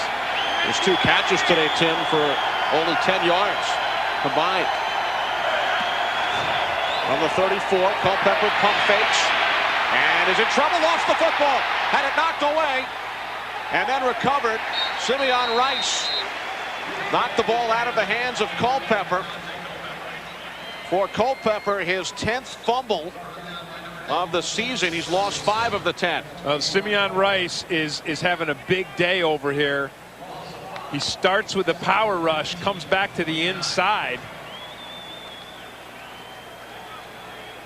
and Culpepper is fortunate just to get that ball back into his own hands. Rice with 11 sacks last year. They may want to start to think about giving Lewinsky some help over there on Rice. On second and 15. Up the middle for a short gain. Mo Williams. So the Vikings facing a 3rd and long situation. Simeon Rice made the tackle. Chicago out in front of Philadelphia. That's kind of a surprise. Chicago's really self-destructed. Lost to the Vikings last week, 25-7. How about New England? 24-7 over Buffalo. 3rd down and 11 for Culpepper on the Vikings. 3 wide receivers set. Culpepper can't find anyone. Then hits Mo Williams out of the backfield. But he stopped 5 yards shy of the marker by Shelton Quarles and Dwight Smith. So the Vikings will have to punt it away. Good series for the Buccaneers defense. Well, Kenny, I said that they needed to get some help on Simeon Rice. Here comes Mo Williams, and that's a chip block right there. So they give Lewinsky a little bit of help, but it's not Simeon Rice who's on him. It's the rest of the Tampa Bay defensive front bringing the heat on Dante Culpepper. Good kick by Richardson. And Williams calls for the fair catch back at the 18-yard line.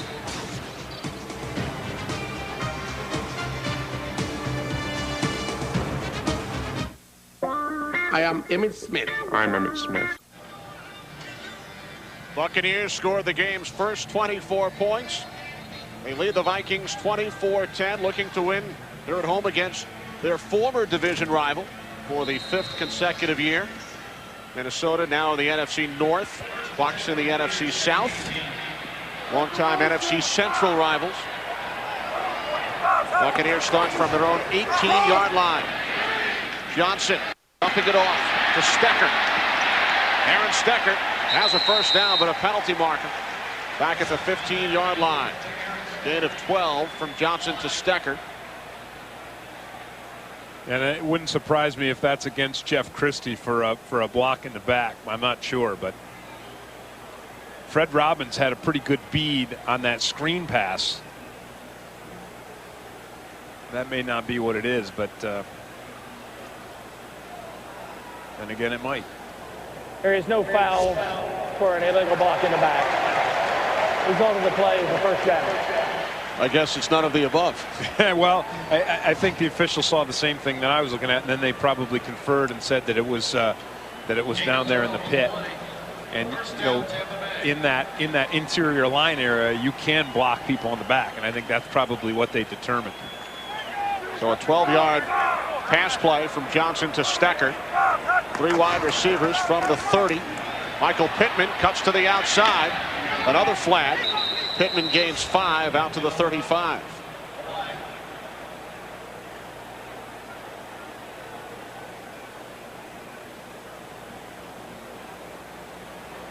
This one's against the Bucs. Holding, 72 offense, 10-yard penalty, still first down. Roman Oben, the left tackle.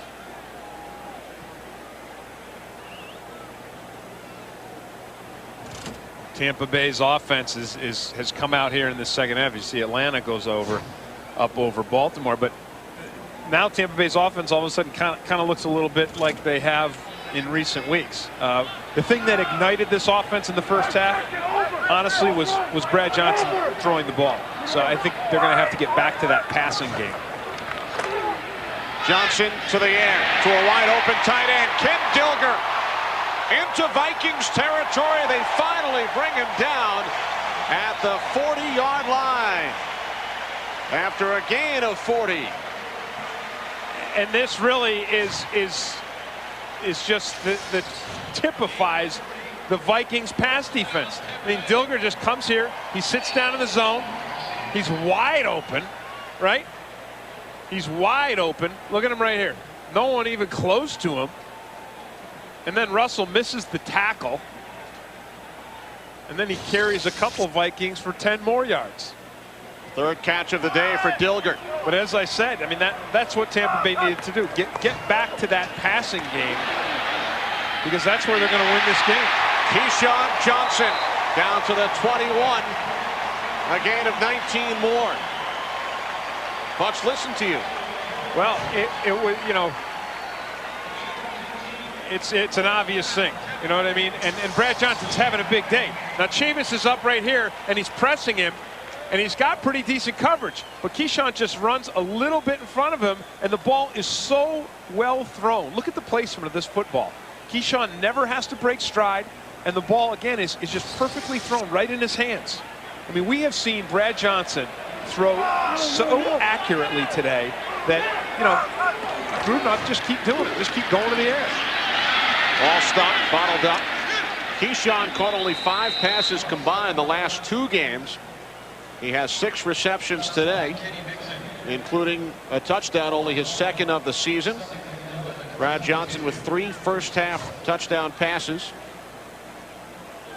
Keyshawn and Pittman back in on 2nd and 11. I mean, just Johnson's accuracy today has been stellar.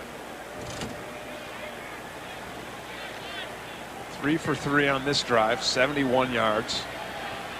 He's thrown 3 touchdown passes today.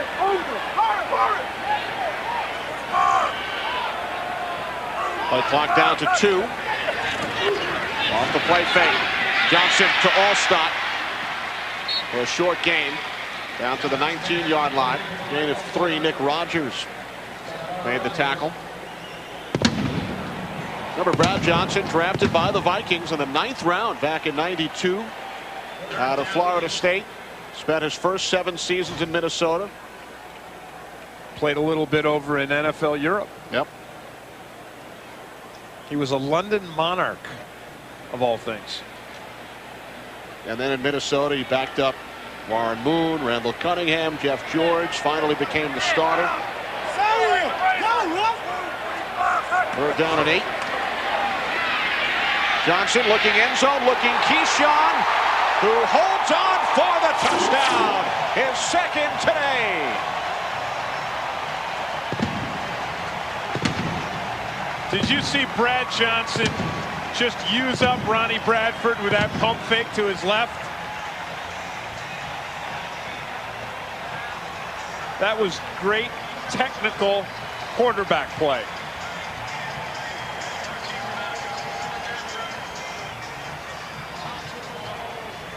Keyshawn Johnson had 2 touchdown receptions in his last 25 games.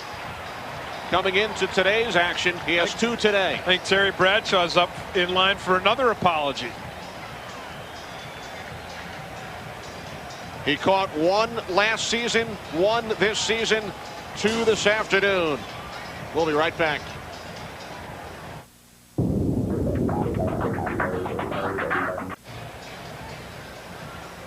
Keyshawn Johnson, his 2nd touchdown of the day. He's going to have to credit Brad Johnson.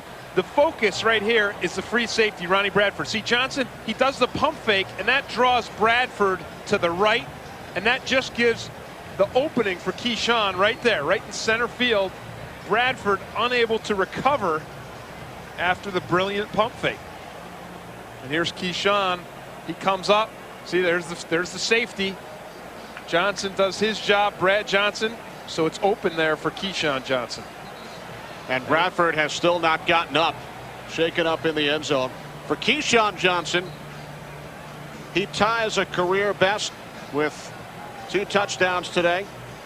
6th time in his career he's reached the end zone twice in 1 game. Training staff working on Bradford. And Brad Johnson ties his career high with 4 touchdown passes today.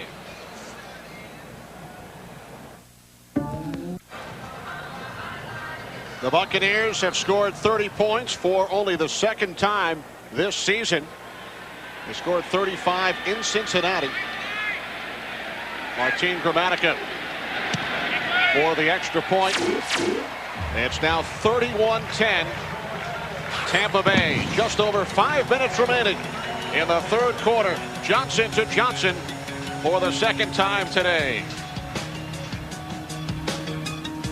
The NFL and official airline of Super Bowl 37. By Wendy's Mozzarella Chicken Supreme. It's chicken at a higher level. By T-Mobile. Get more minutes, more features, more service. And by Coors Light. It's up and it's good. Coors Light, official beer sponsor of the NFL. Rock on.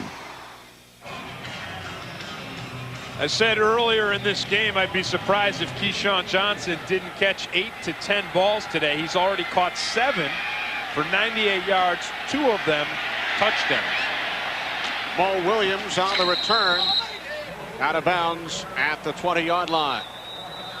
The reason why I thought Keyshawn would catch so many passes today, there you see Keenan McCardell, who is out. And there's Joe Jaravicius, who was the 3rd wide receiver who stepped in to replace McCardell. And I think the other guy that you have to mention in all this is Carl Williams, who's had a good day as well. He's got 4 catches for 49 yards and a touchdown of his own. 27 of the kicking team. 15-yard penalty, automatic 1st down. Aaron Stecker called for unnecessary roughness.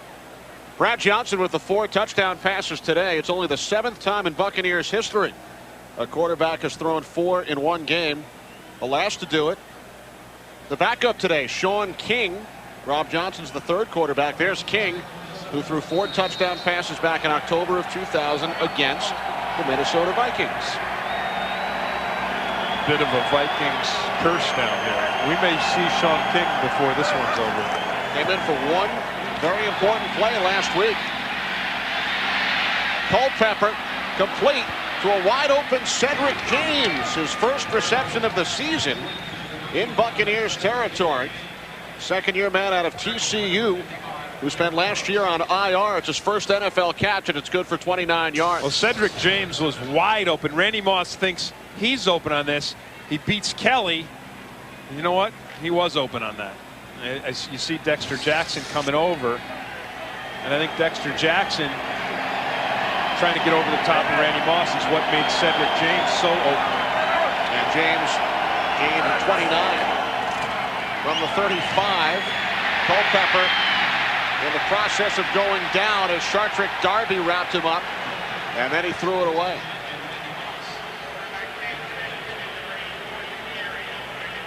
Darby filling in for Anthony McFarland, who is the nose guard for this Tampa Bay defense. You know, the nose guard is always the kind of the unsung hero. He's got to use up blockers. There's Anthony right there. Broke his forearm in last week's game, and he will be sorely missed. He has played fantastic football this season. And Warren Sapp, who gets most of the attention, would be the first one to tell you that McFarland is just a terror there in the middle. What a catch by Moss. Climbed the ladder to make the catch at the 14-yard line. Only his third reception today for a gain of 21. That was pretty vintage. See Randy Moss in the middle of the field making it just a spectacular play. He gets open, he sees the zone.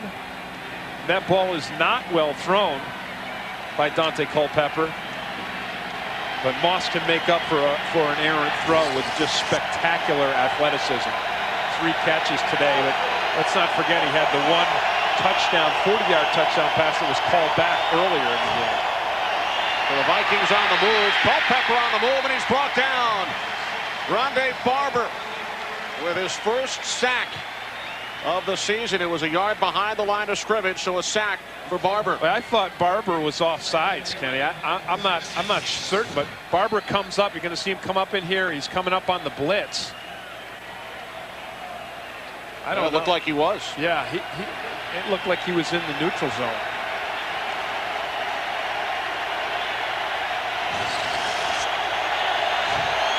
Loss of a yard on the play.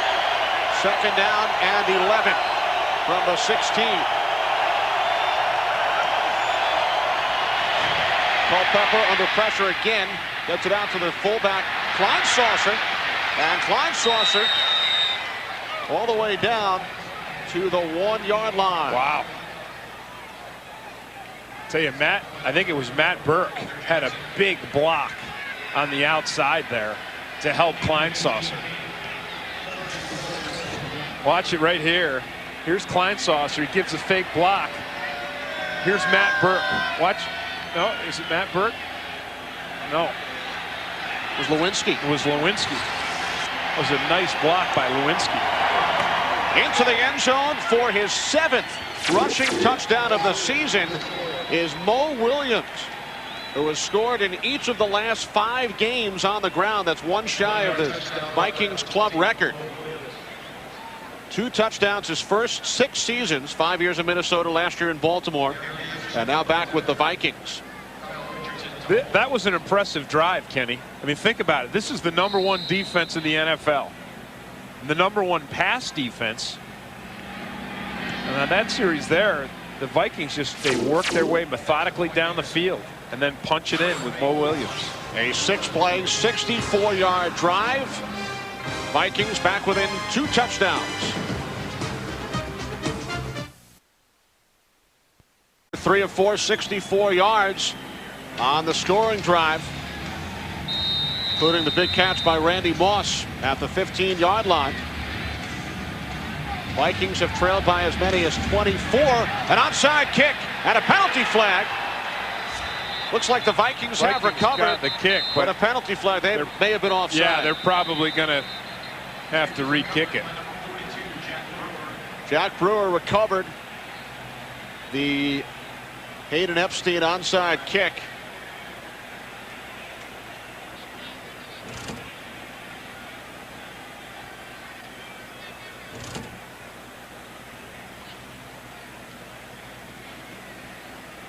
The pencil's back. Yeah, I like the call by Mike Tice too. Right? You got to like that. You got to like the onside kick. Offside, Tampa Bay. Whoa. That penalty is declined. No, he meant Minnesota. Correction, offside, Tampa Bay, 59. That penalty is declined. Minnesota receiving the ball. First it was Tampa Minnesota. Bay offside. That's the second time an imaginary number 59 has been called for a penalty. Must have been 58, Jack Golden.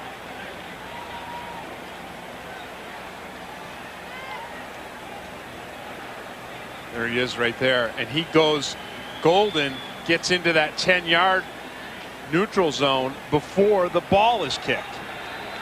Now, that's the first time I've ever seen that. That's the first time I've ever seen the receiving team go offside. So the Vikings recover the onside kick and go to work, and Simeon Rice with the pressure, sapped the interception and the lateral. Simeon Rice nearly sacked Culpepper, and Culpepper would have been better off going down. That's Warren Sapp's second interception on the season. We saw him intercept a pass about 4 weeks ago in Atlanta. He lateraled that one to Derek Brooks. Brooks scored a touchdown. Look at Warren Sapp. That's just another day at the office for Sapp. Like you said, Rice is the guy. He puts the pressure on Culpepper. Culpepper tries to get rid of it. And it's another Vikings turnover, right? Just when they get something going, they come within 2 touchdowns. They are successful with the onside kick. And then Dante Culpepper with the interception. Alstott up the middle. Leading 17th pick for the Tampa Bay defense.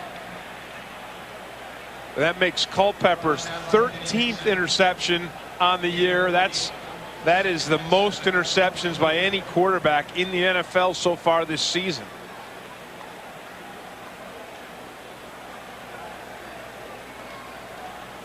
Rice on the left with the pressure, and Sapp with the interception of Culpepper. Second Minnesota turnover today. Second down and 7. Keyshawn Johnson. First down, Buccaneers, down to the Minnesota 25. Keyshawn's 8th catch as he goes over the 100-yard mark for the second time this season. They're going to have, you see, Chavis is going to be to the outside. And they're going to have to change the way that they're covering Keyshawn Johnson, because right now the Buccaneers are not afraid at all of the safety play by the Minnesota Vikings. Big day for Keyshawn. They're making those moves to the inside on the safeties, and so far the Viking safeties have not been able to stop them. Alstott gains 2, down to the 23 as we wind down this third quarter. Talk about a momentum swing. Vikings recovered an onside kick, down by 14, and then Culpepper immediately gives it right back. And it's been the story of the Vikings season, Kenny. Turnovers. They've had more than any other team, and that's why they're 2-5. 3 quarters in the books here in Tampa. Brad Johnson, 4 touchdown passes. Buccaneers leading 31-17. You're watching NFL on Fox. There you go. You just programmed your new. As we start the fourth quarter in Tampa, Buccaneers leading by 14, and Minnesota Vikings turnovers have been the story all season long. 2 big ones today. I mean, they started the game out, they fumble on the opening kick, and then Tampa Bay scores. And then, you know, it's more mishaps. They've had a lot of penalties. They had a Randy Moss touchdown call back because of a holding penalty. And again, now when they're in a situation where it looks like they can get back into this game, it's another interception, another turnover, and now Tampa Bay is just going back to what has worked all game for them. That's Keyshawn Johnson. And I will say this to you. Brad Johnson today has been spectacular with his accuracy. And I know, and I heard the guys talking at halftime, you know, Howie and Terry, and they were saying, well, it's the Minnesota Vikings defense. I know it's one of the worst pass defenses in the league. but you cannot discount the incredible accuracy that Brad Johnson has had all day long in his passes. He's 23 of 30 and 4 touchdowns. All stop. Brought down at the 5 by Greg Biekert. Brad Johnson has connected on his last 8 pass attempts, Tim, with 5 of the 8 going to Keyshawn.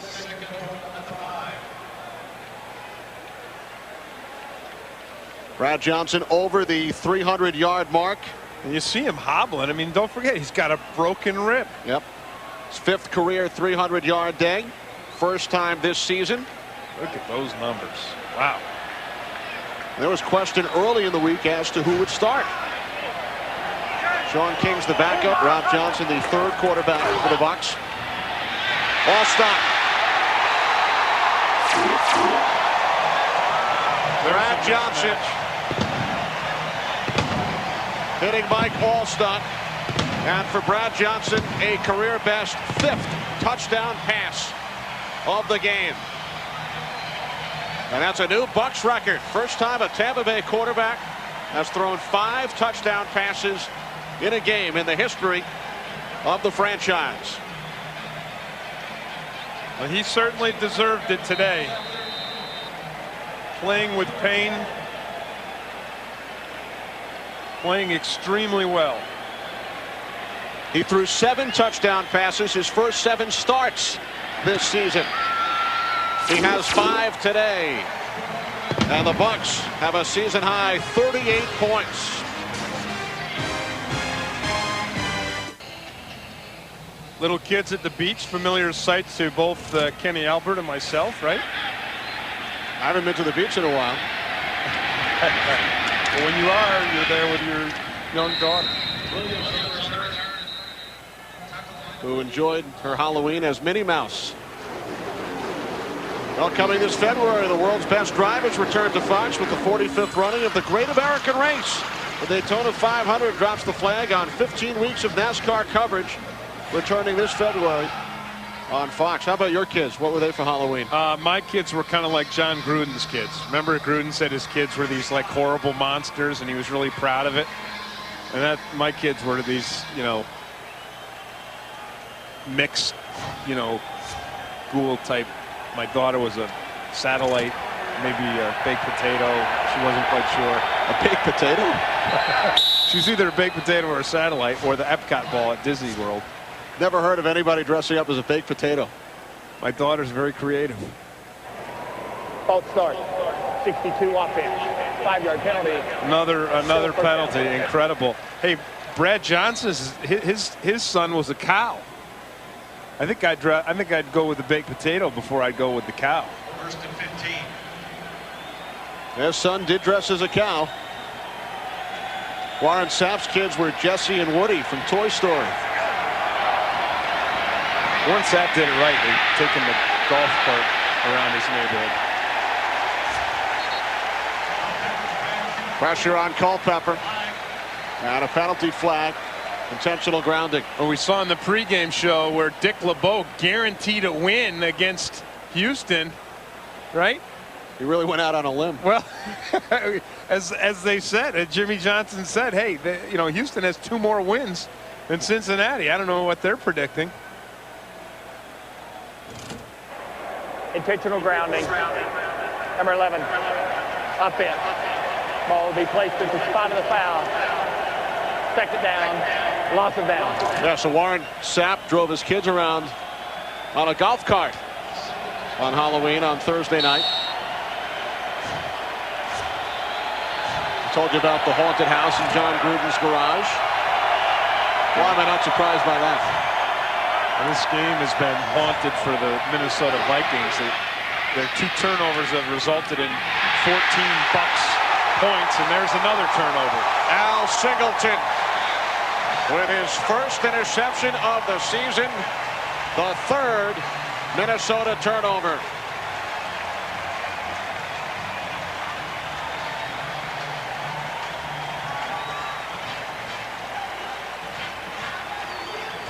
And this is just a poor pass by Dante Culpepper.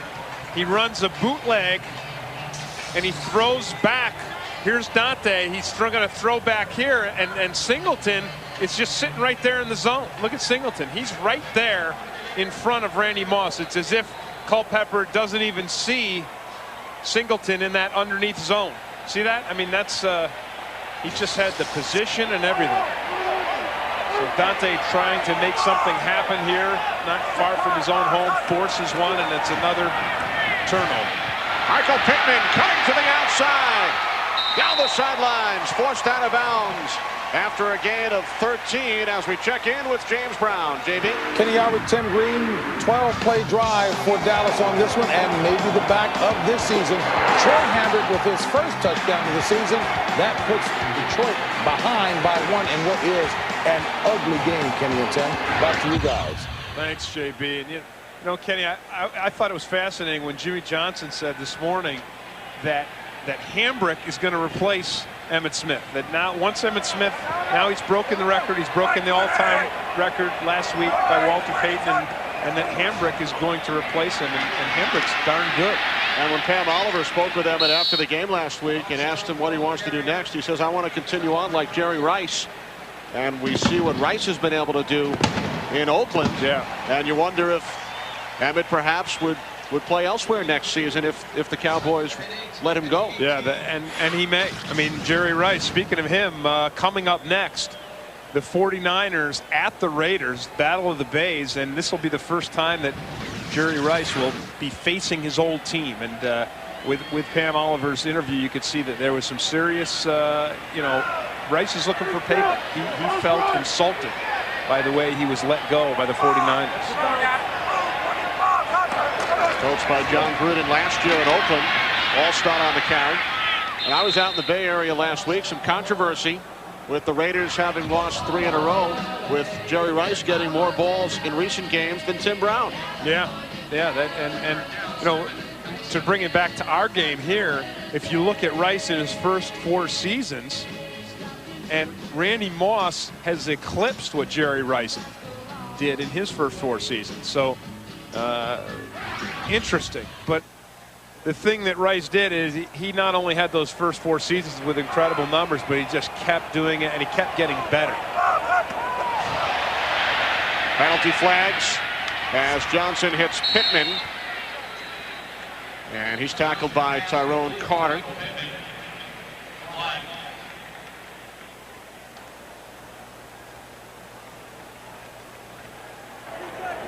Offside defense, 91. 5-yard penalty, still 3rd down. That's Lorenzo Bromell, the 10th Vikings penalty. Yeah, Bromel's 2nd. Vikings 10th. Brad Johnson, 313 yards in the air and a club record tying 5 touchdown passes. He's hit his last 9 attempts, 24 of 31. With Keyshawn Johnson leading the way, 9 receptions for 133 yards and 2 touchdowns. 3rd down and 2 following the penalty. Allstott cutting to the outside, turns the corner and picks up the 1st down.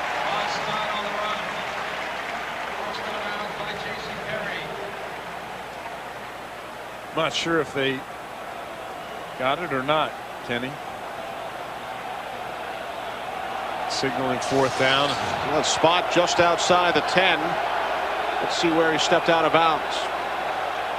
And one thing the Vikings have done today, they haven't done a lot, but they have limited Mike Allstott to 2.1 yards a carry, which is pretty good. But it's been the passing game which has been their undoing. So it is a 4th and inches, and the Buccaneers will go for it. Allstott, and he stopped him. That was a huge hit. I don't know if that was Mixon. There's Greg Biekert.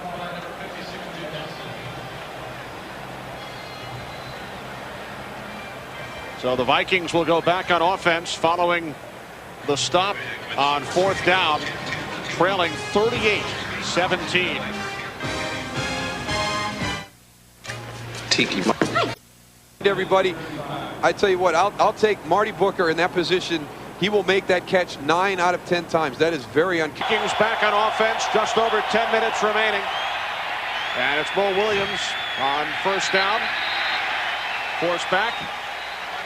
Vikings back in this one with the ball after their turnover because of a defensive effort. Watch Lance Johnstone. He gets the penetration, and then it's Greg Biekert up over the top. Johnstone there with the penetration. He hits Allstott low. Biekert is the second guy to him. And it's a really nice defensive effort by Minnesota. By two of John Gruden's ex-Raiders, Johnstone and Biekert. There you go. 2nd and 10, 3 wide receivers. Culpepper had been picked off on his last 2 pass attempts. This time Michael Bennett scampers out to the 17 before he was tackled by Derek Brooks. Gain of 5 yards on the play. You know, Kenny, the defense for Tampa Bay is #1 because their individuals are so special. I mean, Rondé Barber is a great cover corner. Watch him here. Watch him rush the passer. I mean, he's a cornerback. He's rushing on an offensive tackle, and he clears him. He just does the club and swim underneath. That's amazing for a guy who can play cornerback to also be able to rush on an offensive tackle and beat him. Rondé with 8 tackles today. Culpepper complete to Moss for a first down at the 27-yard line. I mean, think about it. You got Rondé, who's the cornerback, who can pass rush. And then you've got Warren Sapp, who's the pass rush and defensive lineman, and he's got an interception today. I mean, the athletic ability of these guys is only outdone by their incredible effort. You know, their incredible effort. Because when you look at Sapp and Lynch and Barber and Brooks, yeah, they have all this amazing athletic talent, but their effort is just stalwart. Culpepper to Kleinsasser. Good second effort. I don't think he was down. Kleinsasser still on his feet. Inside the Buccaneers 35. Finally brought down by Singleton. He was not down, and no one whistled. There was no whistle. 39-yard pickup for Kleinsasser. Here's Kleinsasser right here. Nice catch. Nope. And his knee never hits the ground. His hand did, but his knee did not.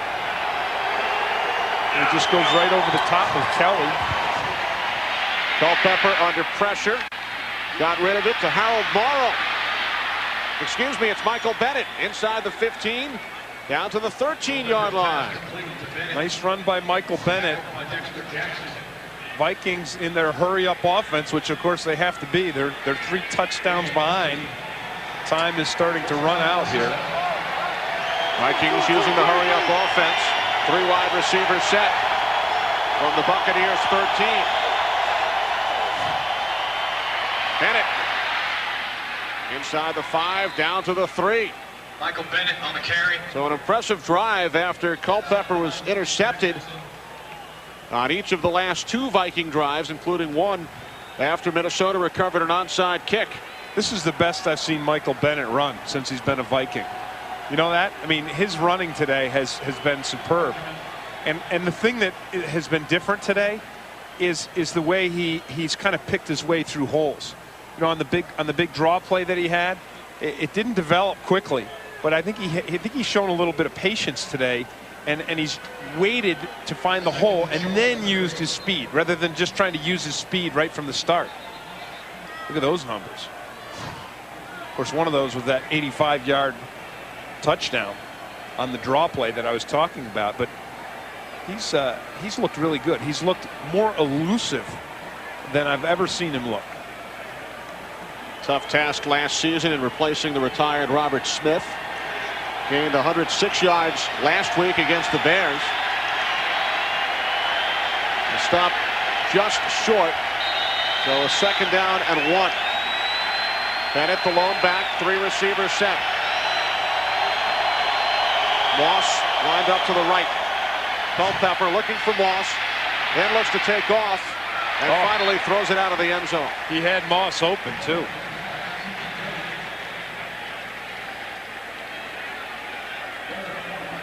Culpepper was going to run the quarterback draw.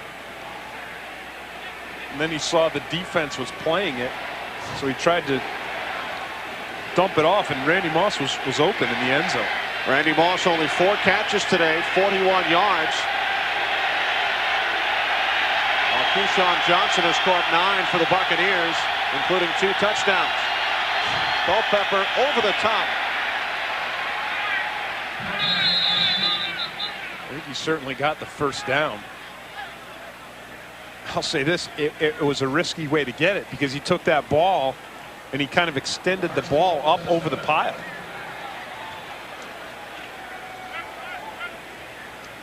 And I've seen plenty of times where quarterbacks do that. They extend that ball up in one hand, and it gets knocked out.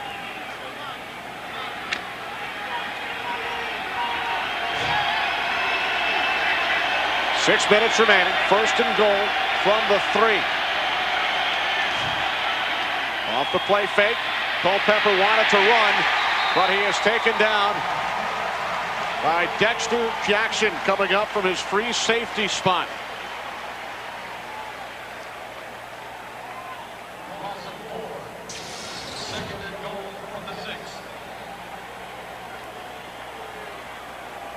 Nice open field tackle by Jackson. Another defensive back. Right here he is. He's a defensive back. He's up there playing the run like a linebacker. The diversity, the diverse athletic talents of this Tampa Bay defense. Culpepper taken down again. You knew that was Simeon going to Rice. happen.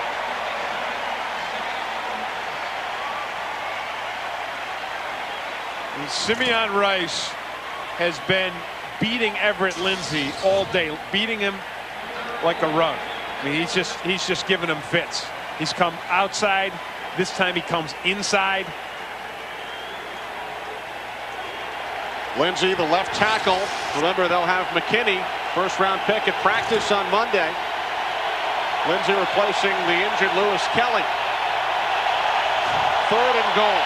Culpepper pump fakes, throws to the end zone, and a flag.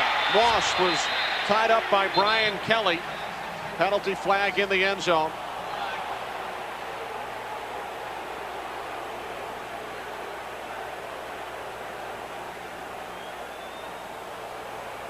Pass interference, 25 defense.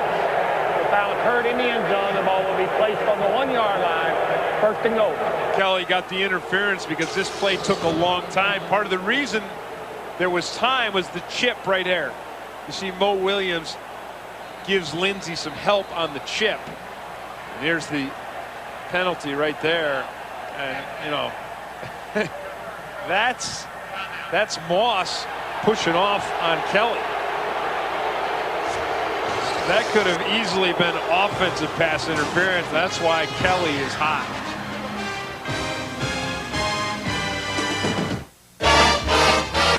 It was great having General Tommy Franks here for the coin toss at the beginning of this game. Mo Williams, his 2nd touchdown today, his 8th rushing touchdown of the season.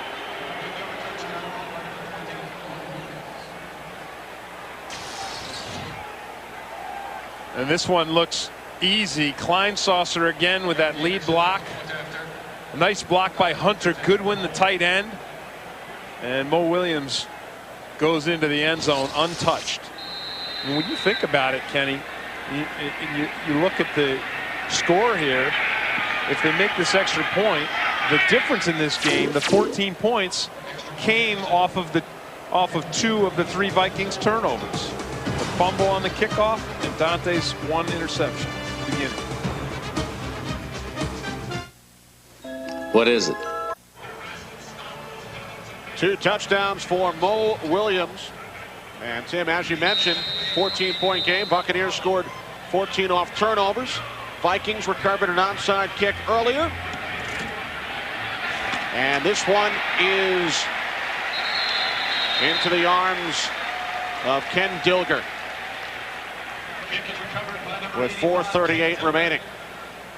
Coming up, game 2 of our Fox NFL Sunday doubleheader. Many of you will see the Bay Area battle, the 49ers and the Raiders. Jerry Rice going up against his former club for the first time.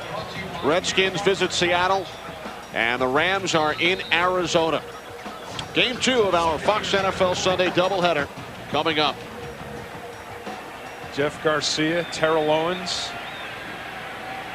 Always interesting and worth the price of admission. There's Allstott. Talk about field position. This is the 5th time today, Tim, that the Buccaneers have started a drive in Vikings territory.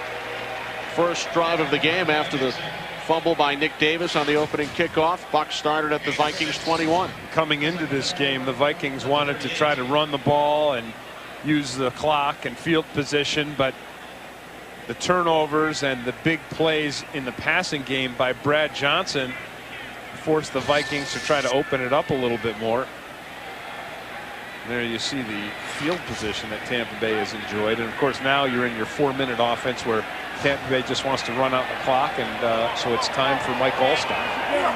Buccaneers led 24-0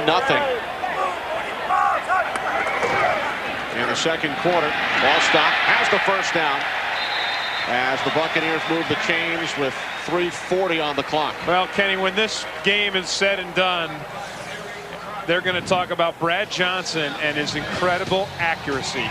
1 touchdown to Carl Williams, 1 to Dudley, another 1 to Keyshawn Johnson. That's 3. 4 here to Johnson, another perfectly thrown pass. 5 here to Mike Allstott, and Johnson has cause for celebration. Again, well, we've said it all game long, but it's still remarkable to me. You can't forget the fact that he's playing with a broken rib. I mean, it's hard to breathe when you have a broken rib. He's out there playing in the NFL. He's taking some shots, but not many. I think the offensive line may get themselves a game ball when this game is all said and done for the great job of protection they've done. That Atlanta beating Baltimore, so they've got 5 wins. That makes it that much more important that Tampa Bay gets their 7th win. Tampa Bay, you know, talking with Warren Sapp, their focus is to try to win this division because they want to play at home.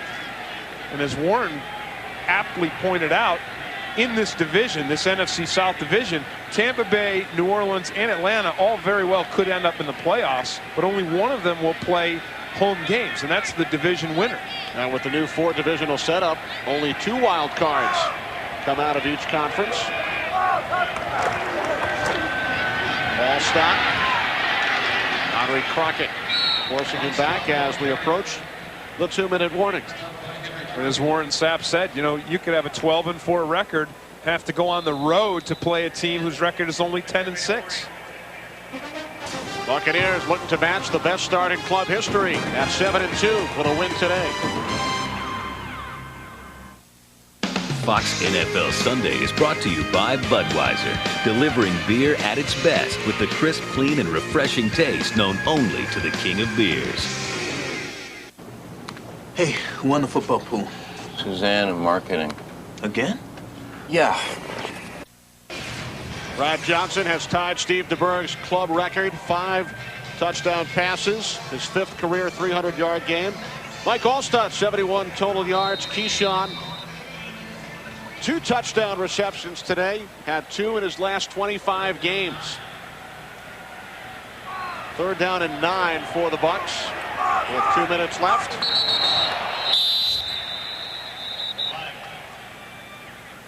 More penalty flags. Vikings have committed 10 in the game.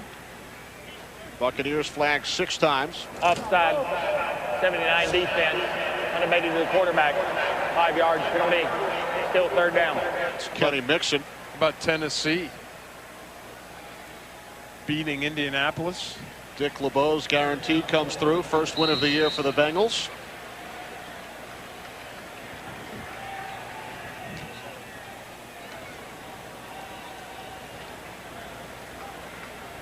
Mike Tice and the Vikings return home to host the New York Giants next Sunday, while the Buccaneers will have a bye And a chance for many of their injured players to get healthy. 60 offense, 5-yard penalty. Still third down. A bye next week, and then 2 more home games for the Bucs against Carolina and Green Bay. They do not leave Tampa all month. 3 home games plus the bye. And a good game to build off of today for this offensive line. Brad Johnson was not sacked once today, and he really didn't get hit very often.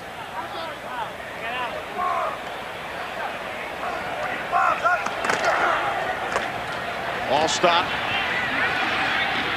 Wrapped up at the 30. As we check in once again with James Brown. JB. Hey, Kenny, Detroit doing its best to pick up its 3rd victory of the season. Jason Hanson with his 3rd field goal of the day. That one a 43-yarder to give them a 9-7 lead. Dallas has the ball with 31 seconds left in regulation. Back to Kenny and Tim.